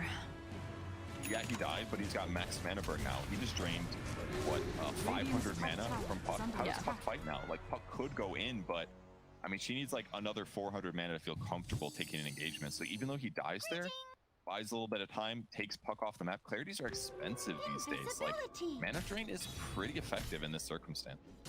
And you can tell that was exactly the plan when you knew that he's like, I'm not getting out of this alive. I'm going to turn around. I'm going to press my buttons, use all my spells, and just be as annoying as possible, really making them pay for that death. But Puck, of course, does manage to pick himself up an Invis rune, which might have come in handy here. Some lane here. FN's got that Astral step. Puck really would love to catch him, though. He just doesn't have quite enough. Maybe one more tick should do the trick. Oh, the cookie coming out here. Helps to make sure that they get that kill. Little too much damage there. Did have another shawl, but a little too much damage. He's got Axe finish though, so he'll be able to protect himself now, at least by getting some silence against the Puck. With that death, now they're gonna pressure. They've got Aegis, they've got Exorcism, Monkey Key in the front. Easy tower kill. It'll be interesting too. They did just pick up the Agnum Scepter over on Void Spirit, so they might be able to duck into the back line to maybe get the initiation over on the Puck, take him out of the equation. I think that'll help a lot. But on the flip side of that, Puck picked himself up a Blink Dagger, so that positioning to catch him is going to be a lot harder. But it's pretty straightforward to hit Resonant Pulse on a lot of heroes, and it doesn't have to just be Puck too. If he can interrupt Snapfire ulti if he can just hit Earth Spirit and prevent some disable fall. If he can just slap Death Prophet. Silences are amazing against supports because supports do not have the items to be able to deal with those expected silences. That's one of the things that makes Death Prophet support pretty effective, because if she just lands a nice silence on the other two supports, she's offsetting him. A little bit of a poke here coming out from Desperate. Oh, the stop though coming out from Ghostik. The rest of the team not really in position though. He does manage to snap up the arcane room. The jump forward here, the Astral step coming out from FN. Puck sitting very, very low, but is going to survive it with that BKB. They'll turn back around. They're putting out some damage over here onto Krlt, and he's gonna go wind up with that command. But again, the Medusa, she's more than happy to just stand over on the side, use that ultimate, although they do launch the puck. I'm not sure that was the play though, because Desperate, he gets absolutely obliterated. Another stop coming out from Ghostik, and they have those Mortimer kisses, and they'll be able to take down Ghostik. Krlt, though he's not looking very healthy, is going to fall, as now they'll turn it back around. Death Prophet Dukalis' time is up, as Melee's trying to run, getting just slowed down so much by the Scotty, and over on the back lines, they've got their eyes over here on the puck. Can they take him? Yes, they will. Matters not to me. Massive, really good fight there by Team Unique. It looked a little hairy with the Monkey ulti, but you saw how tanky Medusa is. Again, the Monkey King does not have good damage. Battle Fury, Agnum, Scepter, BKB, this makes you very weak against this massive HP that Medusa produces. If there was a defusal in that circumstance, maybe Medusa has absolutely zero mana by the time she gets out of the ring, but because of the build that he went, didn't quite work out, and then she's able to basically kite out of this engagement and make things look okay. And also the kisses, shooting the puck back in ended up being a big mistake as well. Yeah, I'm sure Desperate was pretty upset about that. He did buy back during that fight, and then he died again. FN doing great in the fight, though. He got big silences off on the back line. Here comes the ulti from Medusa, which, yeah, she's taking some damage here, but it's not that bad. And once they separate from this, Monkey King used BKB to do that, and now he's basically fighting as if he's just a killable hero here. Great stun by Ghostik. They get the follow-up, which is going to get Monkey killed for the first time. Everything's looking a little bit iffy here for Unique with that puck buyback, but just way too hard to finish off the Medusa at this stage with the Scotty, and it instantly turned for the puck. Fuels, the Remnant, the follow-up damage. Only the Snake would have hit. It would have been even better for Palantimos, but great kill by FN as well. So it's made some mistakes this game, but really performed well in that fight. It feels like the tables could be turning just a little bit here now for Team Unique. We're seeing the power of this Medusa with the Scotty, as the Butterfly online, and an Enchanted Quiver, so. Butterfly's so good this game. Monkey will have to buy a Monkey King bar at some point, but he's buying Scotty right now, so just makes his game a little bit delayed. Like, his hope of killing Medusa, at least by himself, is basically gone right now. Smoke up from the side of Unique. They realize that the ball is in their court currently, and they're hoping maybe they can get their hands on a little puck. Ghostik. They use a scan. They realize they're not in the triangle, but they're not showing on the map either. Monkey sitting up a little high. Gonna get spotted here. They'll immediately turn around. They'll blow up Dukalis. And there it is. There's that Stampede plus the move back to man, but it doesn't seem to really matter. Legoda's coming out as well. Look at the Snapfire kisses being used over onto Ghostik. Is it enough? Looks like FN just barely going to survive, but they turn right back around again. They kill the puck. Mana burn. Krlt just hiding in the trees. Damage. Looks, I mean, they obviously killed the Death Prophet right at the start of the fight, but other than that, it looked a little bit bad for Unique. Great ulti, puck ulti catches, FN made it look like he was instantly dead, but he's able to get Yules off and protect himself there. And then finally, the Stone Gaze forces them to react and run away, but Puck getting picked off in that last second with the mana burn was huge. It's such a powerful ability against these high-end heroes. That was so close. That Impale almost hit the Monkey King as he was teleporting out. That would have been a great surprise to find. Elden Sword, great pick up. I thought Medusa had that, and I was about to get real excited for her.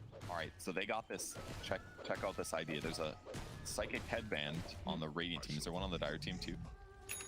Excellent. Yep. There it is. Okay, get this. Medusa hits 25, gets a 75 intelligence talent. She's got like 250 int. Then she picks up the Psychic Headband. It gives her like another 50 int or something. It'd actually be worth it. She's pretty happy right now because she just got that regen rune, that's for sure. Split shot using modifiers is insane. There's no way she doesn't get that with Scotty. I like your theory crafting though. I enjoy it. It could be so cool. That range is amazing on Lena, so there's no way she's gonna get it. But like one case where that percentage, other than like an OD or something or a Sky, is actually really valuable. Slayer realizing that the lane's been pushed out is gonna hunt.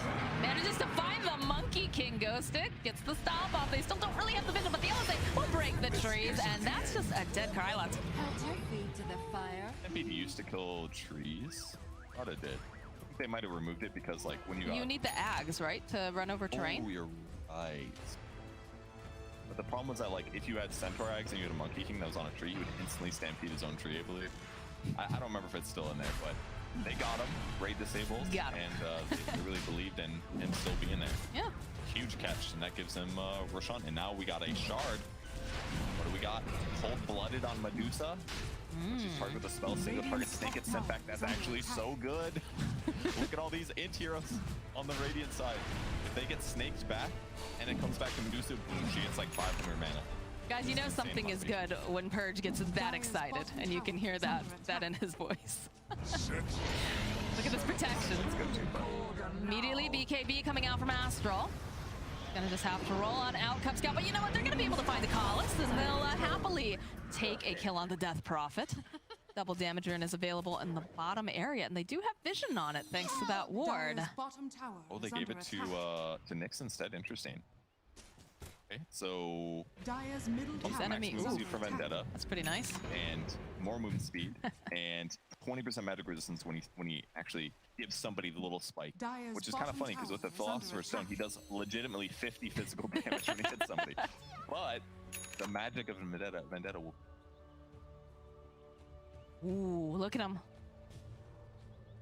He can smell the Puck. Can he get the Impale off in time? Oh, he does! He manages to find Puck. He mana burns him as well. That was so sick. I mean, it's BOTs, but still, like, that actually just wasted like 30 seconds of. I'm sure Puck was a little nervous there, too. Look at this. Just whoop. He just guessed. Amazing catch. What a God Slayer. See him with the Slayer, everybody. That shard.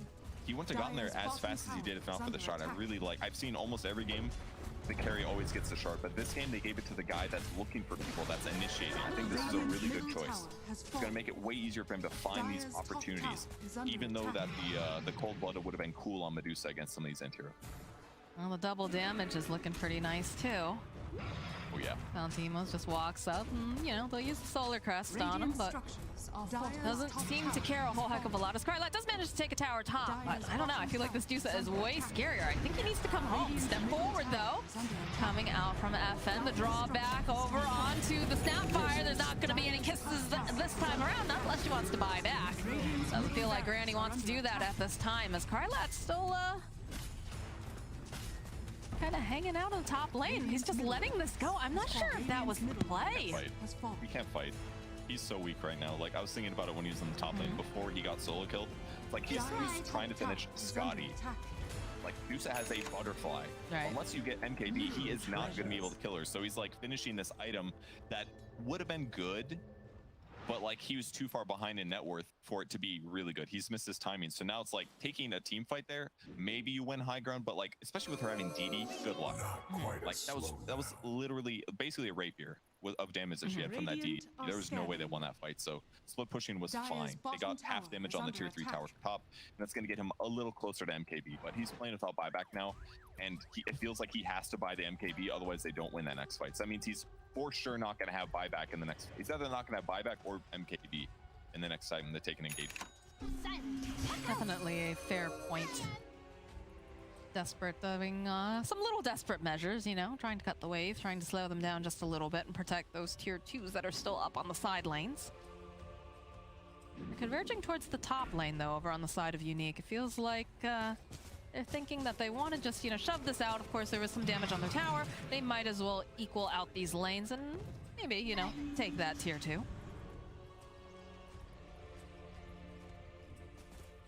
They just have to split push. The best thing they can. Puck has to be really careful doing it during the Nyx. So, what happened to that gem, by the way?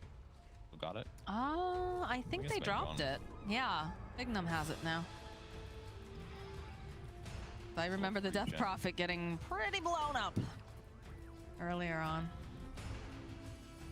Kings safely hitting the creep wave. Doesn't want to show. Oh, they Oh, the jump though coming out from Ghostik. They've got the stun. The BKBs coming out now.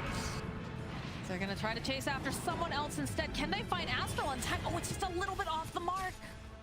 The tiniest bit. try the. They assumed that somebody else would be there, and that was a good guess, but it was more of a split push in the circumstance. But they almost got the tier 3, so this split push stuff they're doing definitely becoming effective. Forcing the whole enemy team back like that, and they got 0 kills. Definitely worth it. Oh, Lina messed that one up, actually. Ooh, that was a big mistake. What'd you do? She put a gem down to check the cliff spot, and she thought there was no wards, but she just didn't put it quite close enough to the hill. Oh, dear. So she thought that there was no ward, and that observer ward is going to stay up. So that's going to be a nice advantage. That oh yeah, it's definitely gone, guys. We're safe, but in reality, it could matter. I mean, maybe they're not going to play in that part of the map, but Slayer needs to be careful. There are quite a few of PuckChamp's heroes over here. Does feel like they want to collapse, but we are seeing some push in the bottom lane. They're looking to take the tier 2. He's going to park Palantimos in front of this tower, put the solar crest on him, and just let her go. Aegis does get reclaimed. Real strong. Hurricane Pike is up, going Daedalus next. Not going Rapier. They do not want to chance this game. Rapier would be like the one way to get Monkey King back in this game, actually, because he's lacking that single target damage. If he gets a Rapier, his ultis start becoming insanely scary. But by Daedalus, it's fine. You've got split shot, you use modifiers, you can crit everybody that you attack. She's in a totally fine place. Yeah, there's absolutely no reason to hand your enemy the keys to your undoing, for sure. Bignum might be the one who gets jumped here. Oh no, it's Palantimos. They immediately find it. They do have the axe now over here. Follow up with a nice Wukong's command. The Stampede comes out though, and they're just trying to hold down and just take down Palantimos. They go, they use the cheese though. He's absolutely fine. Turns right back around. Starts just throwing out the hits as much as he can. The silence is being tossed out by FN as well. Double kill now as Dukalis and Astral go down. Melees, they follow up. It's a nice stop from the high ground. Bignum finds himself the kill. Desperate though on the back lines. Manages to find FN. So there is no Void Spirit, but that was a huge fight and a lot of resources that were just used on the side of PuckChamp. It was, but at least the encouraging thing there for PuckChamp is they almost killed Medusa. If not for the cheese, I think she dies there. But with that said, that's a lot of dead heroes on the map. This could force some buybacks for them so that they can slap some of these towers on the right side. The creep waves are not near, so they can only hit this tower for like a couple seconds. That's actually decent for Unique considering. If they went back, pushed out this wave, then went high ground, buybacks would have been gone. I think that was maybe a mistake there from Snapfire. Let's see. Yeah. Big damage. All the pressure on Medusa, chops G, and from here on out, it's fine. They can just re-engage from range.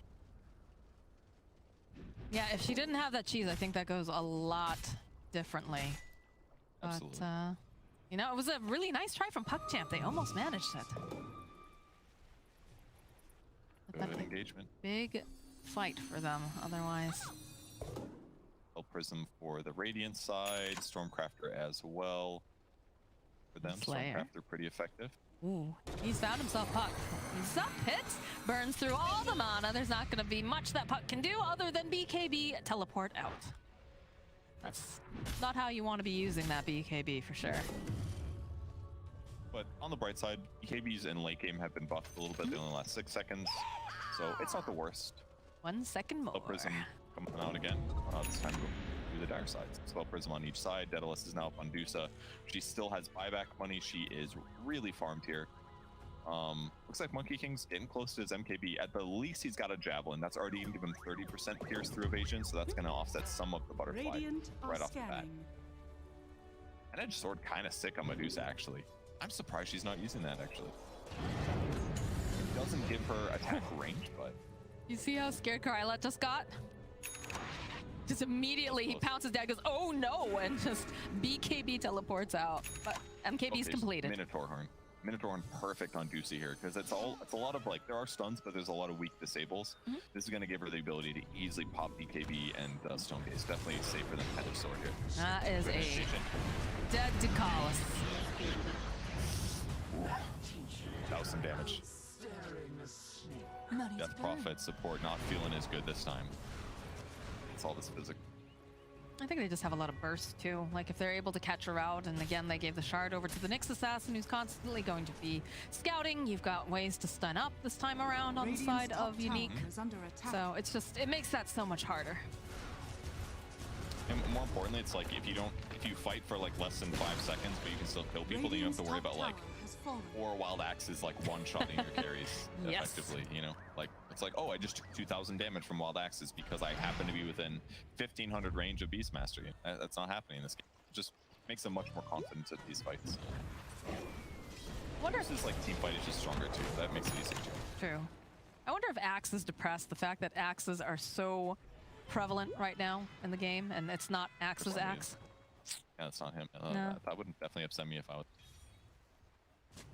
What about purges, man? You're a purge, but no. All right, they'll use the Dream Coil. Snap. Oh, they're going a little bit too far. They've overextended over on the back lines. They just take down Astral almost immediately. They use those Mortar Kisses. He's gonna buy back. It's not looking good for Dukalis. A big old crit coming through. Puck managing to escape melees though, trying to slow them down. Slayer's here, cookie hop forward, but the Yule set up with the LSA, the jump from Ghostik, and Palantimos gets a double kill. So good to have Nyx in the front line against Puck in these circumstances. Like he gets the Spike Carapace break, FN instantly jumps on Puck, puts him all the way to almost death range before he even gets before he gets his BKB off. So at that point, it's just run for the hills. These team fights are difficult for PuckChamp. They need to initiate with Monkey King ulti, and it's just a lot harder to find these fights when you have a Nyx in the front line, when you have to worry about Centaur blink follow-up stunning. Yeah, that could be mega creeps. That's what they're looking for. Do have to be careful here. Krlt hiding up in the tree line. Oh, if that was facing the other way. Oh, he jumped down into it. Oh no! BKB comes out immediately from Krlt. He starts to wind up. They're gonna see what they can do. Can they do anything to this Medusa? As they do manage to go and chip through a lot of that mana, they're gonna force Staffer out. You can hear that Stampede getting used as well. They did pick up the axe. They go right back in again, but the LSA Astral is going to fall. Laguna to Kryl's face as Ghostik just cuts him into pieces, and the GG indeed gets called. Team Unique is back with a vengeance. That was a fun game to watch, I gotta say. Cool to see them have almost the same strat as the previous game. They just changed up 2 small things. The Void Spirit was much better at jumping in to grab little kills. Their opponents didn't have this OP hero in the mid lane. They just had a strong hero in Puck, who had a good game, but was counterable. Their 5 position countered him.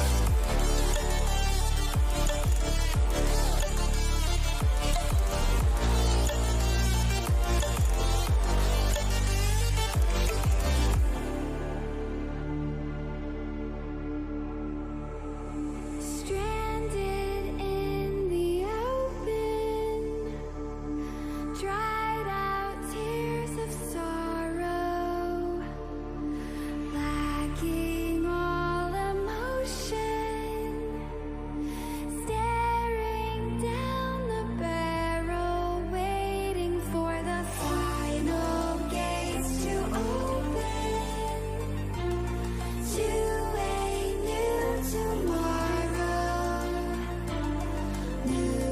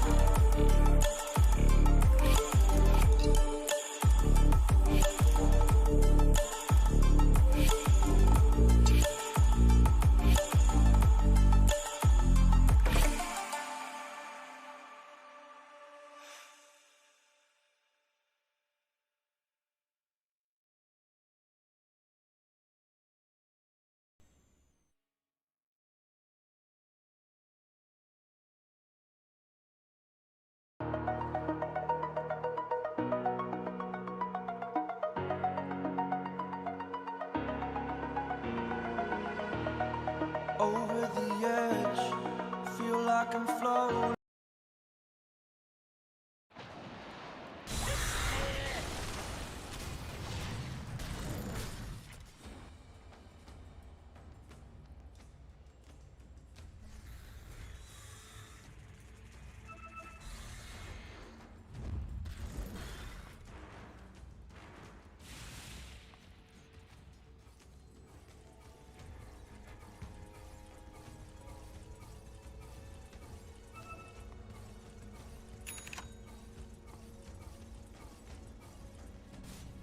Tis mine.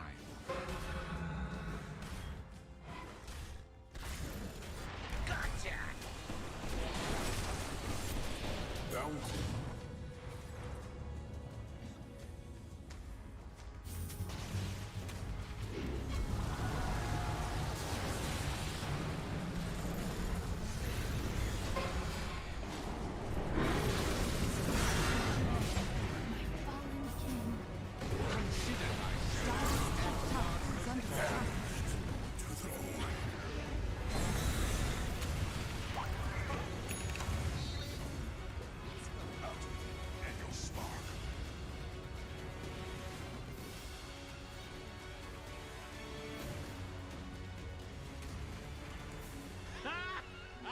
Haste!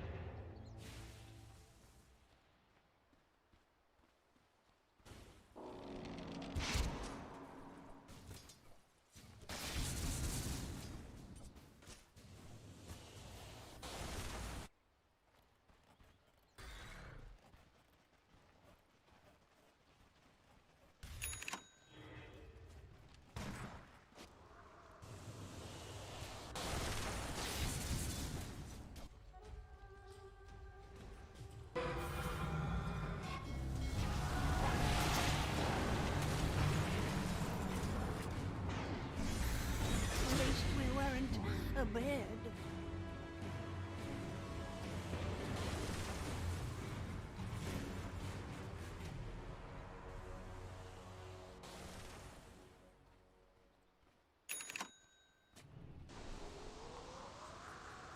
Radiant are scanning. Dire's top tower is under attack.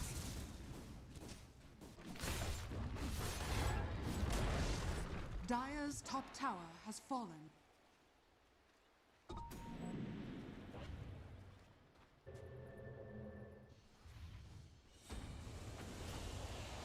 Dire's top tower is under attack.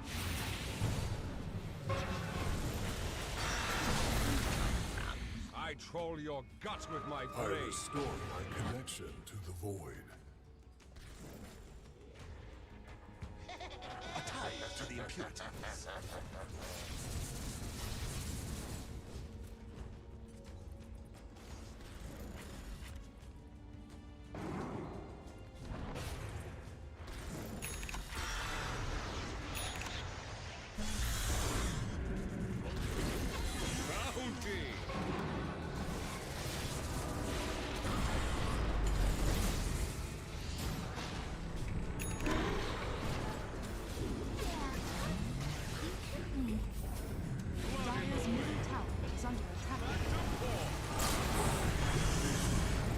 This part of my plan, all that occurs is well accounted.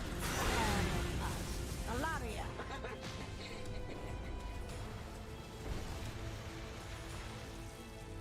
Dire's middle tower is under attack.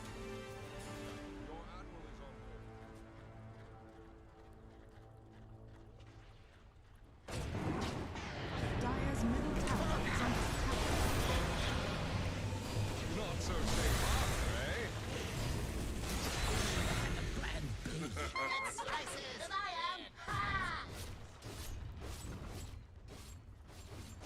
Dire's structures are fortified. Dire's middle tower is under attack.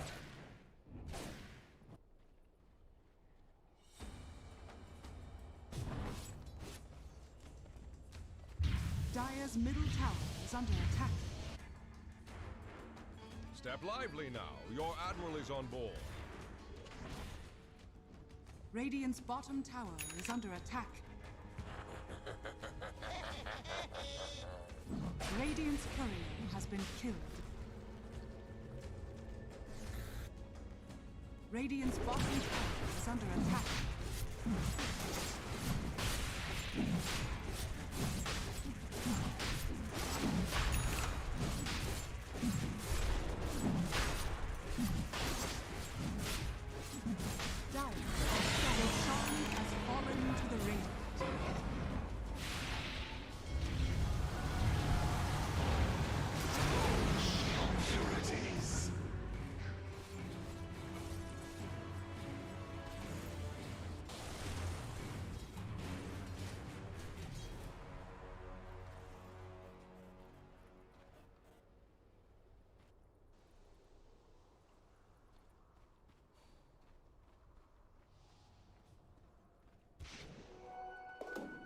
Is on board.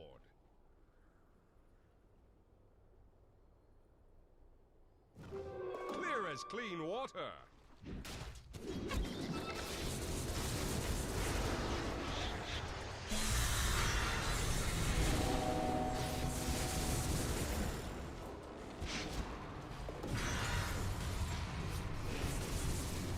My quiver is empty. 'Cause I am. Ha!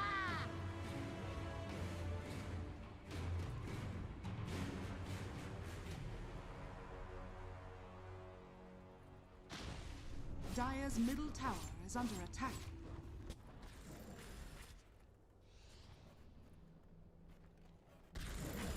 Radiant are scanning. Dire's middle tower is under attack. Radiant's bottom tower is under attack.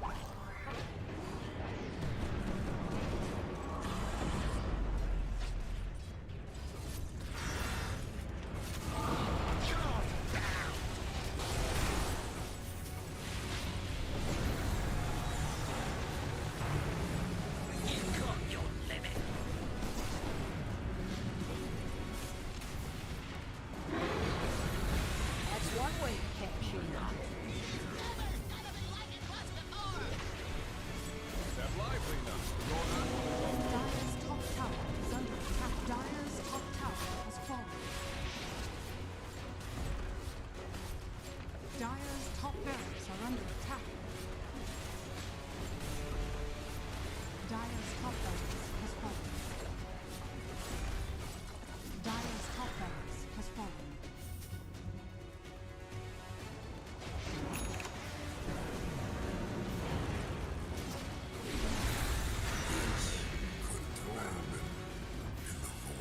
Already know the secret. Thank you. Cut, cut! Cut, cut! Dire's middle tower is under attack.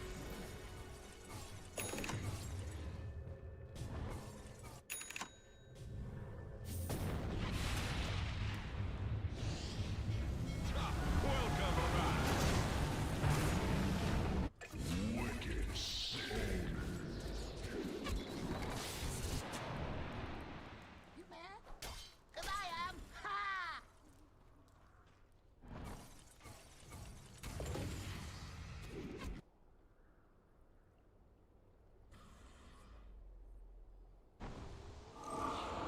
Dire's middle tower is under attack.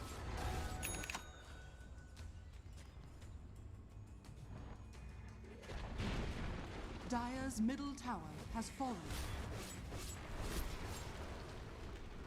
Dire's middle tower is under attack.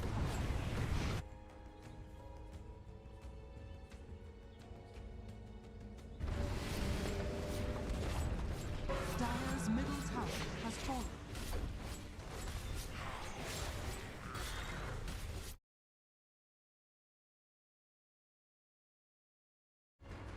Dire's middle barracks has fallen.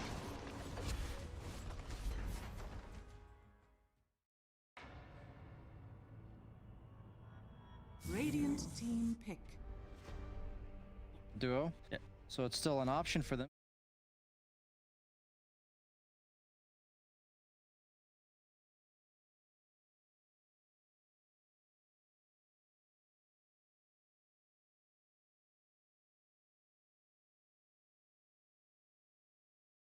Realistically, big picture does its job. It's just the fact you have this offlaner who's got no lane, trying to buy an Ags, 26 minutes in, throws in his puck to his own death. Let's compare ganking a Snapfire to a Centaur. Oh, that's the biggest Snap part dies about, like right? that. Yeah. Centaur dies, much longer. I really do think these strength offlaners are the best way to go, or heroes that have some way to protect themselves right now.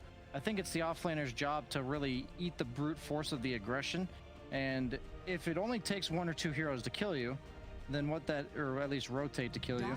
What that means is they'll do it once or twice, and then they'll just kind of leave you alone and pick on everyone else. So they picked the Phoenix percentage-based damage against the Centaur. Theoretically, they should be able to keep people within range of the egg with the coil. Yeah. But as of now, their egg defense, I would say, is relatively underwhelming. I feel like they're alley-ooping a Jug pick right now with the Grimstroke synergy and against the Puck Phoenix. It's a very comfortable pick for sure. If they wanted to leave last pick to have the ultimate value in their draft. But yeah, Jug would sit very comfortably here on the side of Unique. It's just, sometimes you can, I think Jug's one of the few carries that you can pick with the confidence that his goal is to actually grief the opponent's, team fight. You are a carry, you are going to get farm, but you can be more of a utility carry because you have the healing ward for taking objectives. And overall, just your mid-game contribution is much more than normal 1 position. What about Ursa? I mean, against Lion Puck, I think it's just too tough. I think the instant hex, the silences. Even the egg as well. You feel good with the overpower, but you don't really want to commit to killing. The lane's also way worse if they were to potentially lane against you with the Phoenix. But it is likely going to be the safe lane Phoenix. That being the 5 position, not the carry Phoenix. No, Carry Phoenix. Yet to develop meta that far. Percentage-based damage, infinite scaling. Get to Sunray as quick as possible. Off you go. Okay. Yep. Radiant team pick. And Juggernaut. Yep. It was just too easy, I think. Now, their question is, I think Ursa has to be your pick because it's either Ursa or Troll that really stand out to me here. You need a good carry matchup against the Jug, some heavy physical damage. You could either do that or something like a Slardar. Yeah, I was thinking if you're not going to necessarily have the hard right clicker in the carry, you can amp.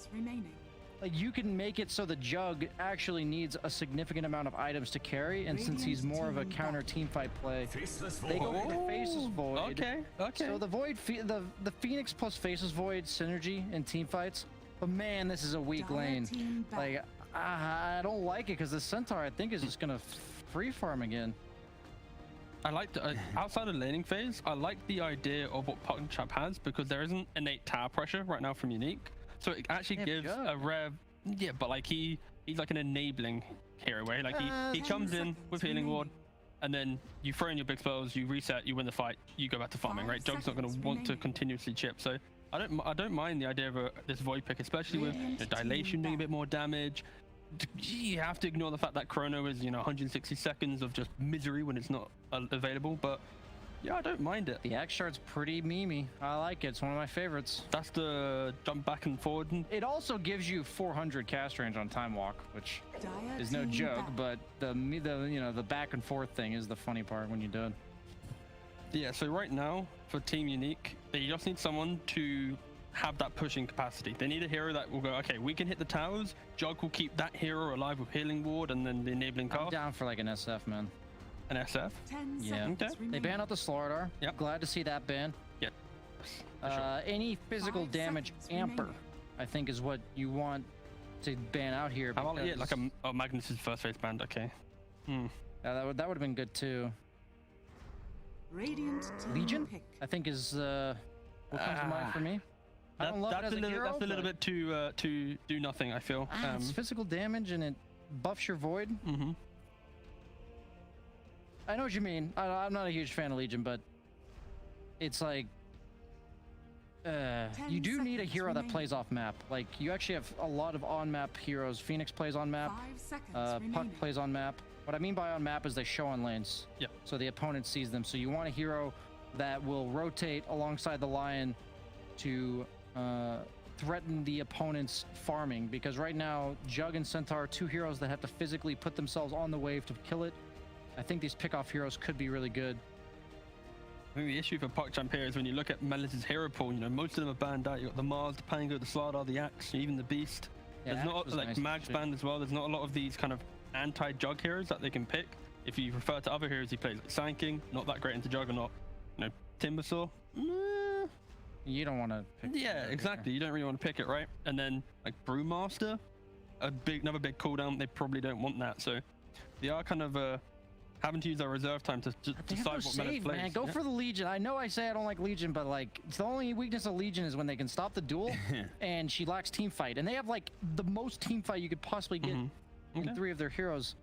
I'm down for a PuckChamp. You got this. I just I'm- fear they I've lack hated early Legion damage. in almost every single Yeah. patch since 7.0, but this is a great Legion game, I would say. The No only saves. downside to that is simply what is their like 15 to 20 minute fight outside of all the spells, you know? They just go for Yeah, the I mean, Sand that's King. just a comfort pick, right? You picked it into Jug Rubik. Yeah. Like, I don't know. But the key thing here is though, sure, it's, you know, Jug Rubik not great, but at least they have the tower defense now. They have a guy who can start with Sandstorm, it buys 20-25 seconds.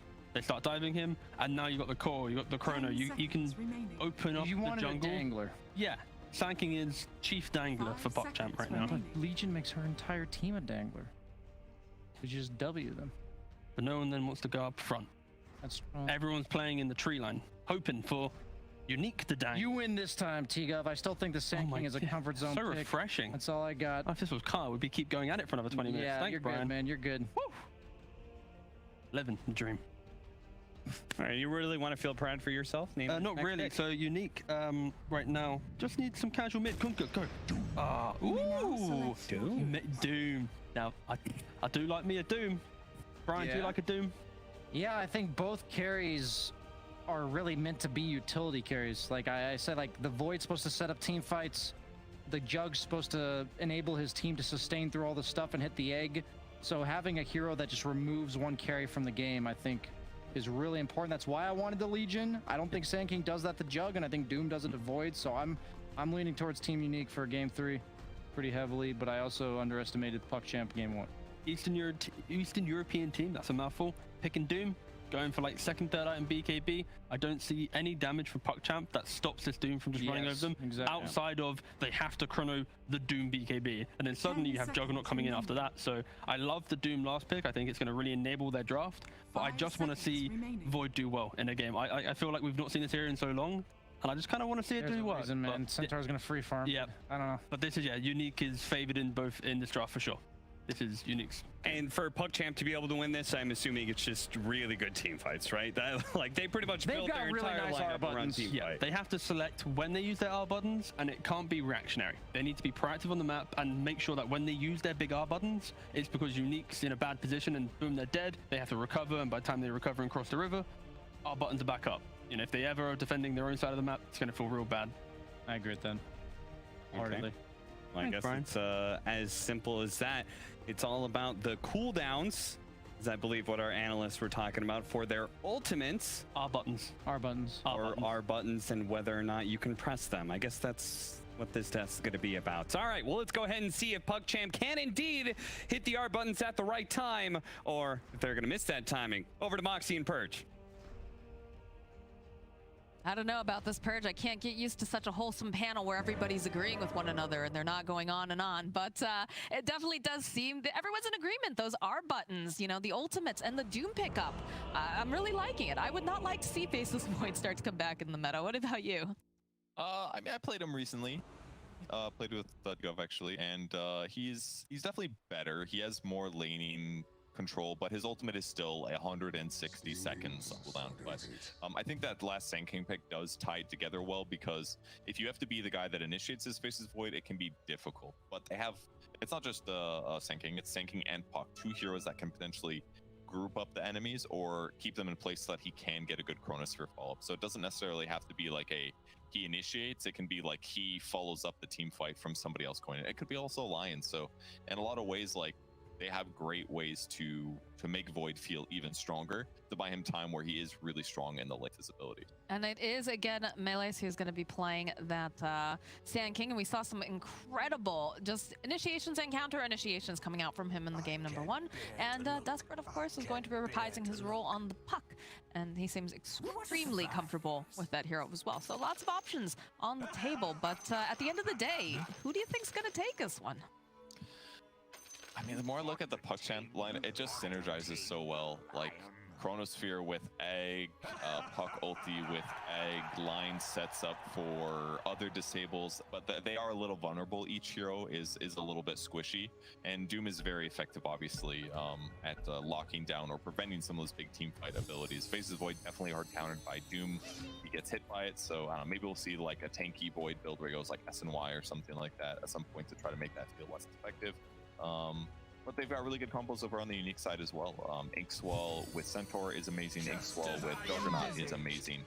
They've got Rubik to initiate. Their disables are a little bit delayed. Like if your opponents have BKBs, it's a little bit hard to chainstun them, but their lanes should also be really strong. So there's good things on both lineups, but I think the PuckChamp lineup looks a lot like there's gonna be a lot more cool like synergy kills where they all jump on the same guy. We're just so excited he had an extra kill in there. It'd be a good game, but again, I really love the Grimstroke Shard. It did get a slight nerf. I believe it's like 10% less with the heal coming out now, but like you said, they've got some really good ways to initiate, and that Rubik is gonna be eyeballing Sand King. Whenever he can steal that Burrow Strike, he's gonna want that. That is one of the best spells to steal, in my opinion, on a Rubik. Are there any bad spells to steal this game, actually? Phase Shift, Mana Drain, Icarus Die, that's about it. That's like, I can like barely name good abilities to steal. I mean, Dream Coil is amazing, Supernova is amazing, Burrow Strike's amazing, Chronosphere is amazing, Time is really good. If you give away the Supernova, you deserve to fall to it. Let's be really honest here. That's true. You could have a good game, we'll see. Steal some good spells, and it is a similar-ish play style to Lina. You play around your allies, you get disable initiations, you do damage, disable follow-ups, that kind of thing. Definitely.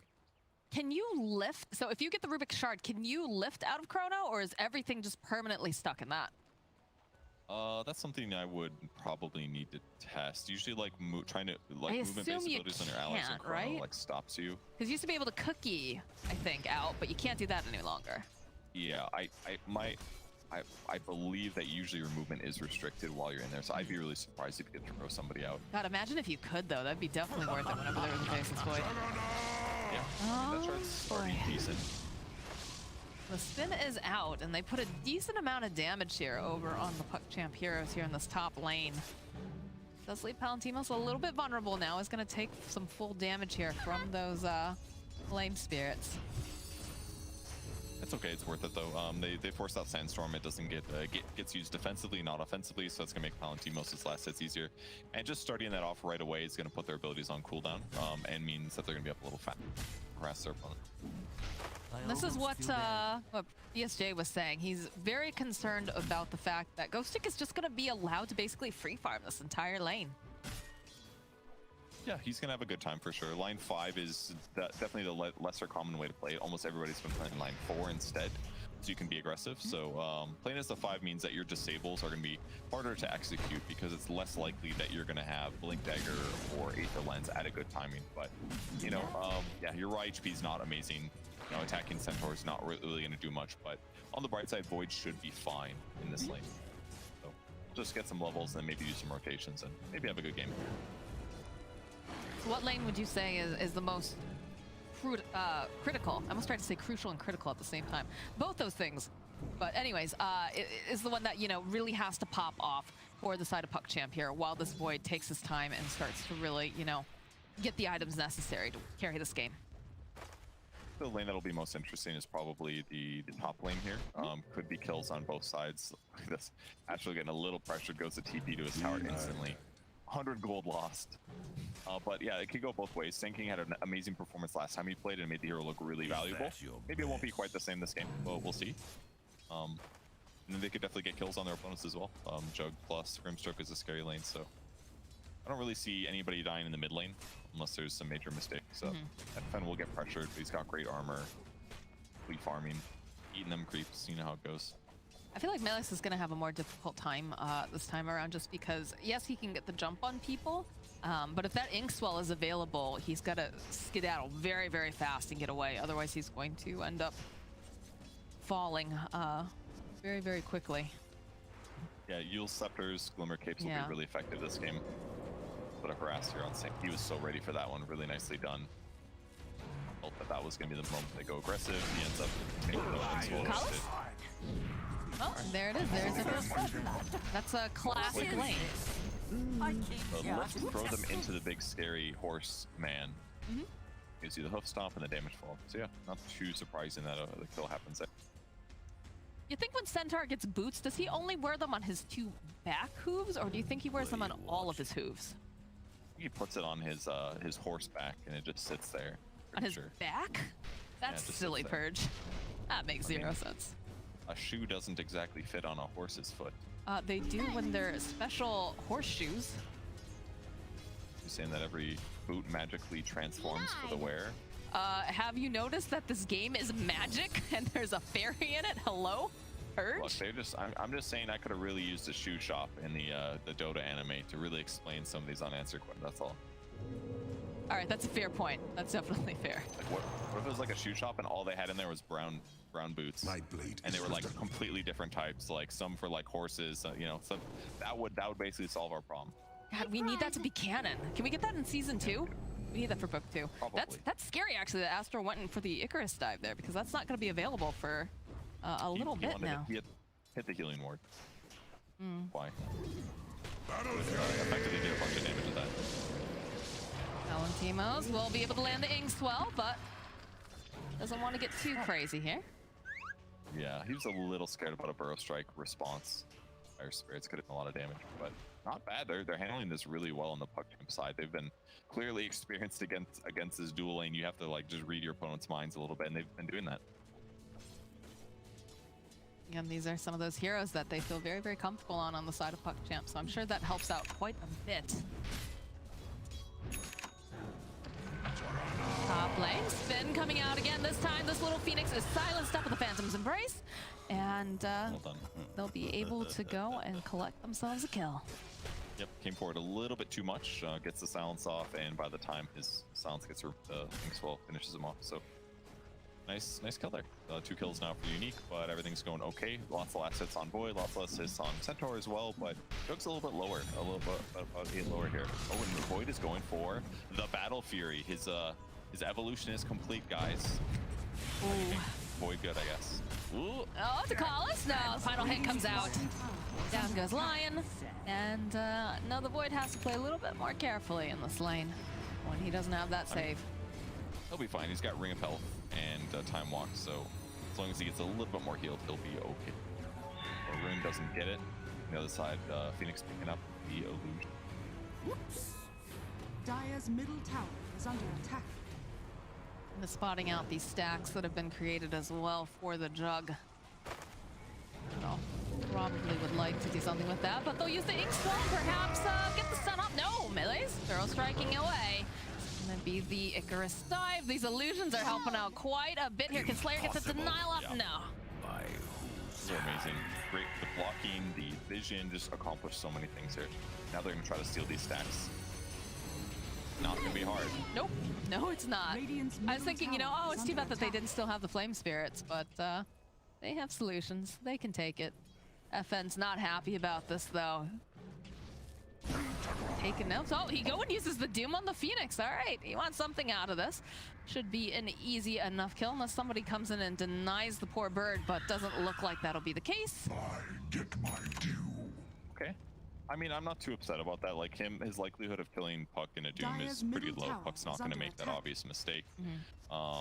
Cleans up the large camp as well, gets a little bit of a level out of it. This is fine. I mean, his main goal and the way that Dooms are playing right now is they just devour a lot of creeps.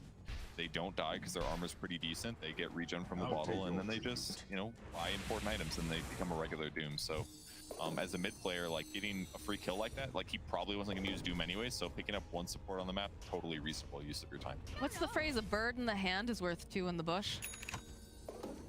I believe that's correct, yes. That is very topical here, you know? If they're just going to present themselves to you and you have the chance to use the Doom, get yourself a nice kill. I don't want to put Phoenix in my hand. It would probably burn you. Take damage. Yeah. I don't think Phoenix would fit in your hand either. I think that's a very large bird.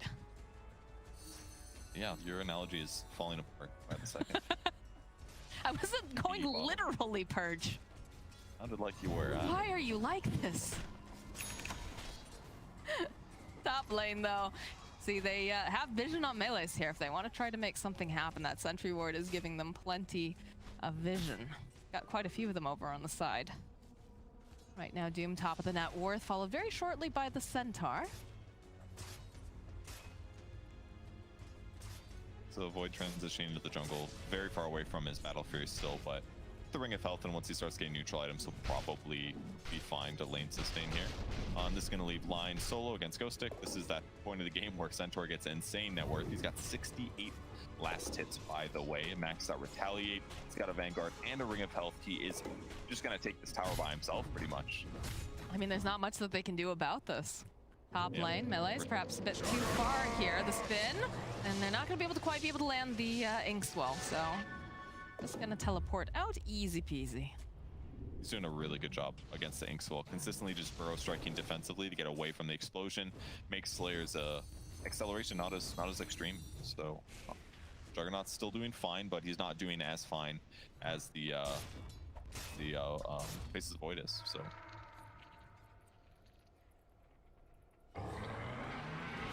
The Stampede coming out because they used that Dream Coil over here on the side, but it looks like Bignum might actually survive this as FN looking. There's going to be the Chronosphere coming out from Krlt. And he's so tanky, though. I'm not sure they can really do a whole heck of a lot. Plus, with that Inkswell, they might be able to burst him down, though. Do they have it? No, it's a double Inkswell. It's looking so good. They need another hit over top end, and they just don't have it. They turn back around. They kill Krlt. The Sunray coming in from Astral, not going to be able to do quite enough as the South gets tossed over onto FN. Palantimos, he's hungry, he's looking, but they've already made this rotation. It looks like they're going to push out the wave and perhaps maybe put some pressure on the tower. And a regen. Wow, that healing ward absolutely saving his life there. Taking his HP up while Puck went for him, but I'm most surprised he didn't use Doom on the Puck or something like that. But it looked fine for him to turn there with the Inkswell, but then that bash from Void. Oh, it goes for him. Yeah, he had already used the Waning Rift today. Yeah, it's too easy. They're making it too easy for FN right now. Man, this game is so different just from the fact that Doom lived there. He dies, Puck doesn't get killed, but now it's a swing around the other way. Wow, amazing that he's able to keep his life up. Great TP from Jug. If Jug doesn't TP there, Doom doesn't get that kill, doesn't get the pressure. Just a completely different game. Yeah, he just happened to wander through that area. I think he was looking at the Lion originally, but you know, Puck's gonna just sit that low in that area. Why not? Another Dream Coil gets used over on the mid lane. Rubik, it's time this will snap, so they'll end up losing the Rubik, but they'll put the pressure on the mid lane. There's not a whole heck of a lot they can do. All right, yeah, they can do that. They go in for the Epicenter and the Egg, but bottom lane, Jug was playing with Dukalis a little bit, just wants a little bit of space. Now the Egg is down, and so is the Epicenter. I think you just go right back in. Yeah, this is the power of Centaur, certainly in this position. You just help force down the mid tower like some other offlaners. The Sandstorm is going to make it harder. Yeah, but look at FN. On FN don't care. They've got everything they need to go and find the Sand King. There's a decent amount of damage too coming out over onto FN thanks to the Sunray, but again, they're just gonna take down the tower, and these two big tanky boys, Ghostik and FN, are gonna be able to walk away. Oh man, what an insane 3 minutes there for Unique now. And the crazy part is Doom got 2 regen runes there, and he had healing wards, so his amount of HP was insane.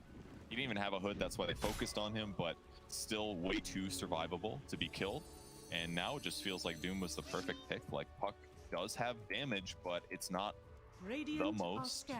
Works better against lower HP heroes, and now Doom just feels invulnerable. A prize. They pick some big tanky boys here. Pair off, and Slayer's had very nice positioning this entire time. And again, it's gonna be a while before this Faceless Void is ready to fight. He has not finished that Battle Fury yet. They go, they smoke up. Rubik also has the Burrow Strike, which is, like we said, the spell if you are a Rubik player. Yeah, that's gonna feel good. He's got extra cast. It's level 3 too. He's got cast range from Arcane Supremacy, so a lot of disable and damage coming from him. They're gonna rotate the top lane. There is a Chronosphere, but Void doesn't have his Battle Fury yet. They can get the jump. They do have Doom though. They get him. Melee stomps off, follow up with the Burrow Strike, though the silence. They get them tethered together. They'll find a kill on FN. But over on the backside, Ghostik managing to go and to slow them down here. As they'll be able to save Bignum, jump back in yet again here. Can they get this kill? It's looking pretty gosh darn good as they get Ghostik and they manage to clean up Slayer on the backline. So a wonderful fight going for PuckChamp. It's their amazing team fight. Most importantly, the Burrow that comes on the Doom before Doom's the Sand King. Very crucial because it sets up their spells. They get all of their abilities off, and then Faces Void gets to fall with a great Chrono. It was slightly hampered from the Soulbind from Brimstroke, but they just cleaned up with all of their abilities. It felt like a hesitation. Did you feel that a little bit? No, yeah. It was not. I mean, he jumps out of the trees. It takes a bit to cast Doom. Burst Strike is instant. It's almost always going to hit you first, which is great reaction. It's a nice hex, nice slow, everything here. It's going to allow the Faceless Void to run away.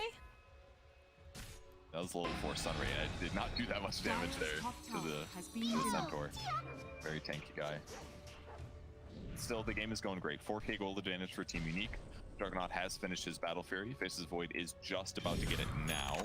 So slight net worth advantage on the Jug, but not as much as it was before. Certainly.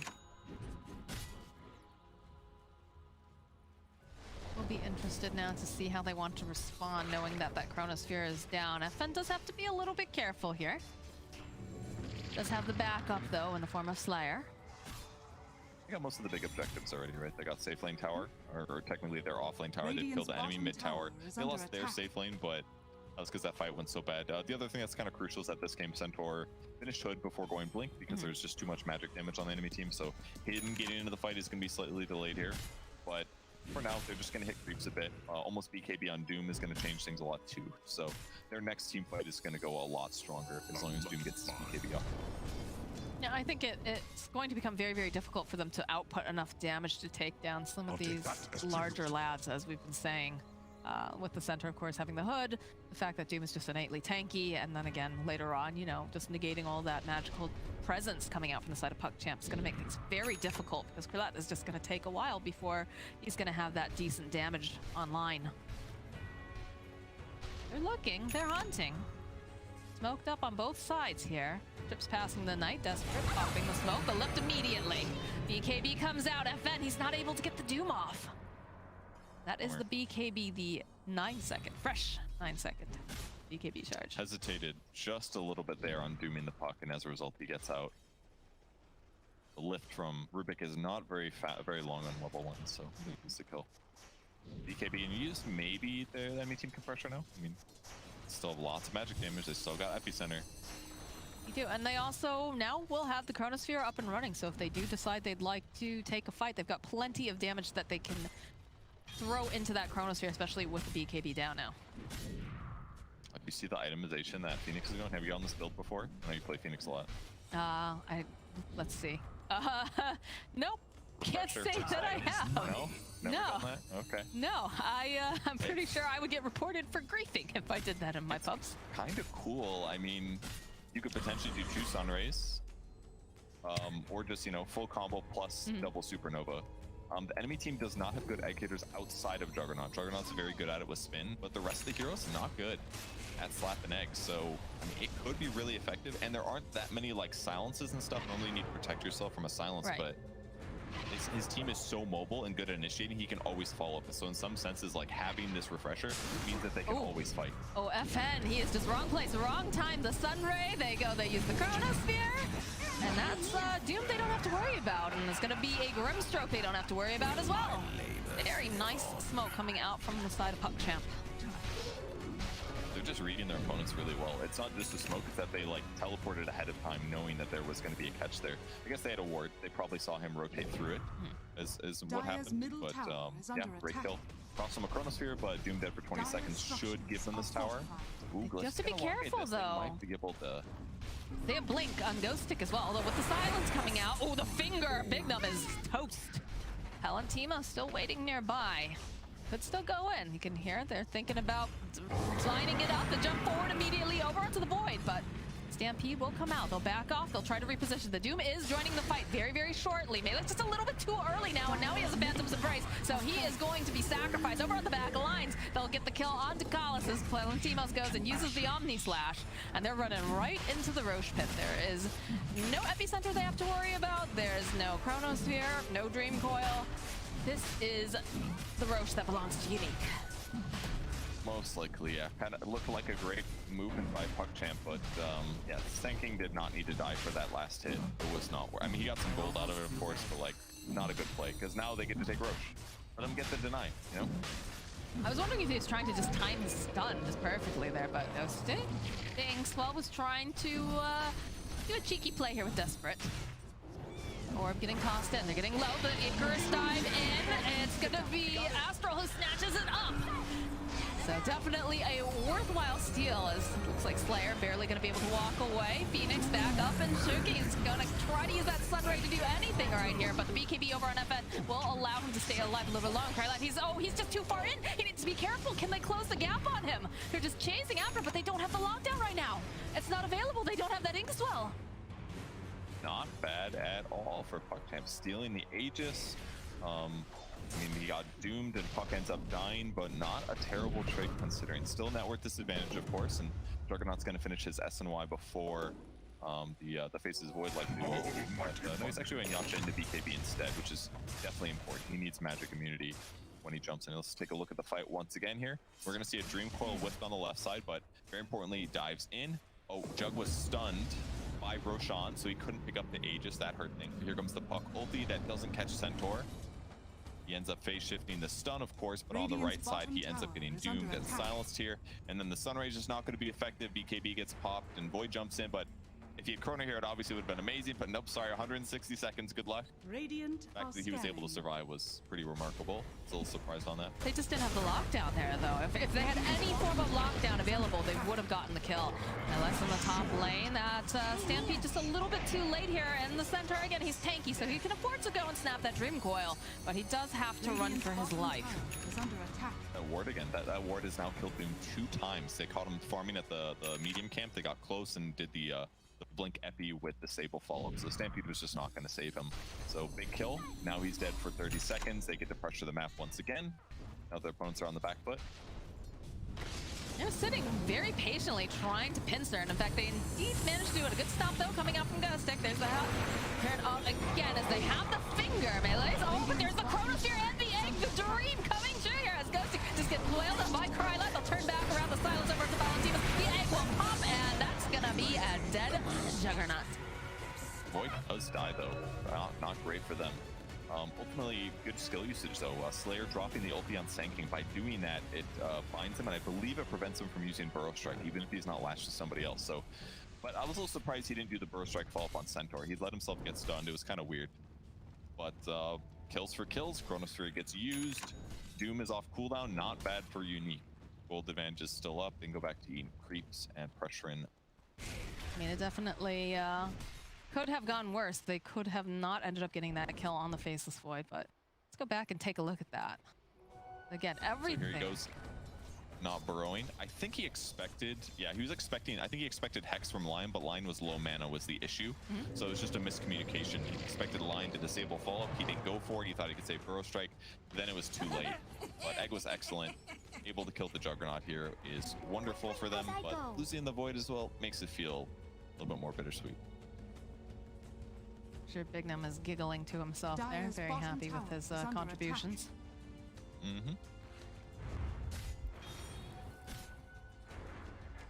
But another smoke gets used coming out from the side of Unique. They've got FN. He'd love to actually, you know, use Doom for a change instead of getting jumped on. He's a great initiator now. He's got War Song. Stampede. Where are they running though? Oh, they're running towards Dukalis. My hands are tied. It's just the position 5. I think they'd much rather... Oh, okay, they'll find out the Phoenix here in the top lane. Will also be a nice addition. I think what they really wanted was the Puck, though. And they do still manage to find him, but they just don't have enough lockdown. Not when it's just Ghostik there. Radiant's top tower Yeah, is under unfortunately, FN attack. started running to the left instead. If he had stayed with Ghostik, he would have been able to get Doom off and get the puck kill there. So a little bit of miscoordination. But either way, still very good for them. Now pressuring the tier 1 tower. Jug is a piece into his Ags. We take a look at Void. He is still trying to finish his Battle Fury. His network is actually pretty comparable, but just feels like his item timings are just a little bit less effective. He needs BKB to feel safe. Jug is not in that position, thus he can be more aggressive in these moments.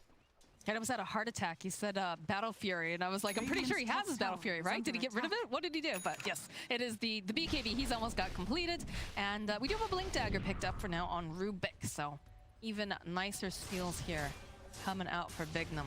Hopefully, if it goes according to his plans. Finger of Death. The Finger of Death is 20 seconds fantastic. I mean, that's what got them the kill on the Faceless Void. Like, guys, we need to smoke. I live 10 seconds with this. Gotta get some more stacks. And they're like, but let me hit this one creep camp. He's No, screaming it's on go his time. because now his finger's gone. I do that. It's gone. Good luck. Well, there goes 600 damage, assholes. You know, report. That's an Overwatch case right there. You just get that in your bin, and you're just like, I'm not sure about this one, guys. I'm not sure if that counts, but big smoke on smoke action. Are scanning. Who is going to find who? Melee's the pop forward. Ghostik jumping forward immediately. They want to try to just take it out. And again, beautiful. Just the Chronosphere egg combo, but they are held together. And this is not looking great here. Melee's is the first one to fall. The egg does indeed go off. Ghostik, he pops stick though. He's actually still alive. And they do manage to get the Doom down as they go and take out 2 heroes here. Palantimos fighting Desperate and Astral. The hunt is on for Dukalis. He is just a little old lion, but they've had enough of his shenanigans, and they want to just erase him. The jump forward here from Ghostik, the double edge. Down goes Dukalis, and the only person left standing is Faceless Void. Very cool team fight. Mistakes basically by PuckChamp to approach in that situation. It was very smart on the Unique side to stand on that cliff, because then the smoke breaks when they have vision and their opponents don't. Same thing then Burrow going up, because he didn't have vision. He gets initiated on, he almost dies right away, but Chronosphere buys him time. But then the follow-up problem was that the Earth Spike steal from Rubik guaranteed the disable, I believe, on Void and the Phoenix right before Phoenix was able to use Refresher and go for a second egg or something else. So kind of just better positioning and great skill usage there by Unique to win that fight. It's all about pressing the buttons, as the boy said earlier on the panel. There it is, the Burrow Strike, the epicenter plus the Sunray plus the puck joining in, but the BKB comes out from FN, and that's a big old demon who's just sashaying away. No Roche up just yet, though. In order to get him healed, going for the Shiva's card next will be great. Limit some of the healing, but mostly just to help him initiate and slow enemy heroes. Void is going for his Sange next. That way, if he gets doomed in any of these fights, he's gonna have a good time queuing up Lincoln's afterwards. We'll see if he picks up his like shard or anything like that afterwards. But right now, his single target damage is a little bit lacking. His Chronospheres have been good, but I can't help but think that I wish he had a little bit more damage than a Lincoln's afterwards, but you kind of do need it if he does get doomed in the late game when his net worth is really high. He is certainly the target to hit with that. Feels like there's just so many items that this Faceless Void needs to pick up in order for PuckChamp to have enough damage and just survive half the time as well. I have to say though, but that's just because it's Doom. True. I do have to say though, the egg and Chronosphere combos have been so nice coming out from the side of PuckChamp. They've really helped a lot in these battles, and I think that's really what's kind of helping staunch a little bit of this bleeding. But yeah, for sure. Phoenix is past 12 now, so he's got level 2 Supernova. He's queuing up a shard. That'll give him Sunray during Supernova, and that's what's really going to change things. That he can layer these twice. 2 Sunrays, 2 Supernovas in a row. Like, it's pretty safe for him to do that, because by the time the first egg explodes, it buys him 2.5 seconds of the next duration of Supernova. So this could be really sick if he does get to play on the outside of the fights while all of his team initiates. I'm really excited to see if he gets the combo to work. Well, they're on the hunt now. Trying to do some wrapping movement. The blink forward from Dukalis drops the ward. These sentries right on top of each other. Ghostik. Looks like he is going to be the one who gets jumped on here as they channel up the epicenter, and they'll follow up with the Sun Ray. Get the silence off, and that is one very distant. Oh, they follow up. Oh, they get the double doom and the double finger. The lift up as they go right in here. They just obliterate Melee's. Melee's buying back. Egg will pop off to the side. They weren't able to quite do much, but again, they have a second egg if necessary. Slayer has been left behind, though. Desperate should be able to blink away at him. I'm not sure these creeps are going to allow the allow him to just suicide upon them. The perfect circumstance where Lincoln's would have been amazing. Would have protected the Void there from getting doomed, and would have given them an option to use Chronosphere, but not bad considering. Nope, disable on Doom now. Well, the rest of the team is here. Should be just fine. I think they've got the protection necessary. Misused their skills again. They were expecting Burrow Strike, but a great Hex onto Sand King from the Rubik prevents that, or lift, I guess, lifted him. So no disable follow-up, so it's okay. But it's looking really good for PuckChamp in my opinion. Despite the fact that they're behind in net worth, it just feels a little bit easier for them to take fights. They have amazing team fight. That's going to be hard for Unique to fight through. Unless they keep getting double dooms, but now that it's on cooldown, too bad. Roche is going to probably land on PuckChamp's side. It's going to be very difficult for them to get into that pit, especially knowing the fact that Faceless Void, of course, does have the Chronosphere, but they are smoked up. Making the way over. They do have the blink over on Ghostik. They don't have the vision just yet. The Stampede, the jump forward. They're a little bit early here, but they should be able to go and clean up over onto Desperate. Melee's in front of the back lines. He's next to fall. It's a nice Chronosphere here from Krlt, but he just, where's your damage? You don't have a whole heck of a lot other than this Phoenix coming through. Does have the Sunray. They'll try to put out more, but again, they can just slash around as they take down Krlt, and they're still hunting. They want Astral over on these back lines. FN and Bignum just chasing down this poor bird. They've got the stop. The Hex is nice, but it doesn't do enough. There's just a Chronosphere off to the side because, you know, it looks pretty. Why not look at it for a little bit? And they managed to get themselves an Aegis online for Palantimos. Oh, what a fight there. They're just not ready for that on PuckChamp. Most importantly, did they have somebody the right to break smoke? I don't think they did in that circumstance. So the center they had people on top of them with Inkswell. We're to the north, I think, not to the east. And Unique came from the right instead. Let's take a look. I mean, Dukalis is right behind the tree, but he's just not fast enough with the blink and the Stampede. I think that was hard. Plus the Inkswell. They just had so much going on there. And they eventually get the Chrono down, but Sand King's already dead. Puck's already dead. The single target damage from Void is not that incredible. And he used BKB to come out and drop the Chronosphere in the first place. So after it's over, he's just completely vulnerable and ends up getting killed. Unique is just initiating better. Radiant's bottom tower is under attack. They're looking very good here indeed. And not much that they can do to follow up with the epicenter, but it's just so much damage. It's not looking great here. So you're gonna be able to get it out? No, melees will fall. And look at the rest of them. They're like, okay, you've used everything here. This is really cute. Dukalis is taking all of our mana, but you know, we just want to hit things. We're big bruisers. Has fallen. Got the healing ward, good play. Trying to jump in, slow them down with time dilation, but yeah, damage is one of the issues that they're facing. They did get a shard in that last fight. I think that's where Jugs came from. We know it well, the old spin right click, very effective here, but yeah, the Void damage is just not feeling too great, and this is certainly one of the Battle Fury issues, and one reason why I kind of feel like Maelstrom is just better on the hero. It probably does more damage single target, and still makes you farm at a semi-competitive rate. So I'm not sure I like this Battle Fury build. It feels a little bit weird. There's Stampede. They're hoping they can grab Desperate. They've got to move quickly though. It's already double bounty runes. Oh, he only picks up one, and he's gonna get doomed now as well. He died because of two bounty runes. Genuinely, he was like, oh god, there's two. He tried to pick them both up, and then it bottled it, and he had to like press it. I don't know. Huge death. That's what you got to leave those traps on the map, guys. Wait until they fall for him, and then you profit. It's like it's like in D&D, you know, you find a chest and you're like, oh sweet, loot, and it turns out to be a mimic. It was a plan the entire time. You fell for it, and now you have a bounty rune, but it's still in your bottle because you didn't get to pop it off. Disaster. Now their opponents are going to pressure the enemy side of the map again. They have to sit.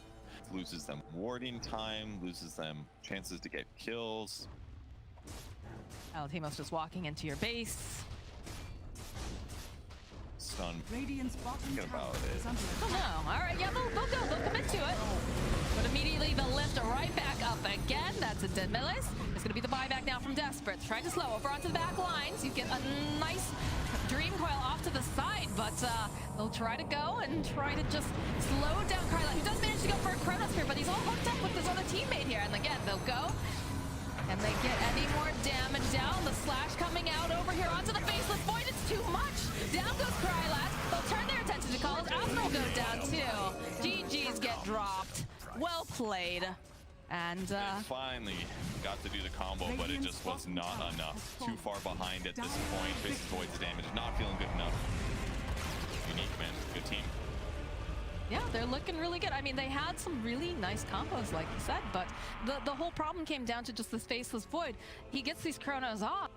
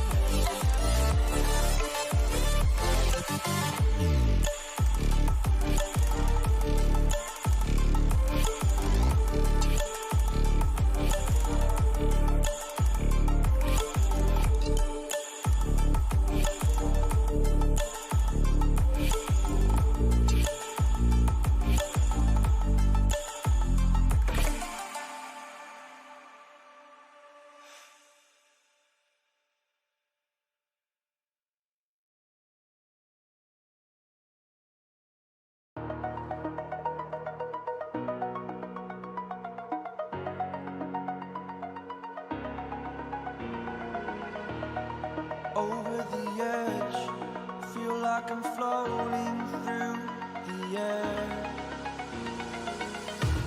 The pain I felt is paid for, all is said and done. Oh, I am restricted, fixed upon the web. I need to kick the habit that my mind is breathing in. Break out, I've got to see. Spent all my life holding all of it closely.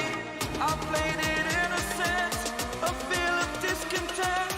I'm finally facing it all, fearless.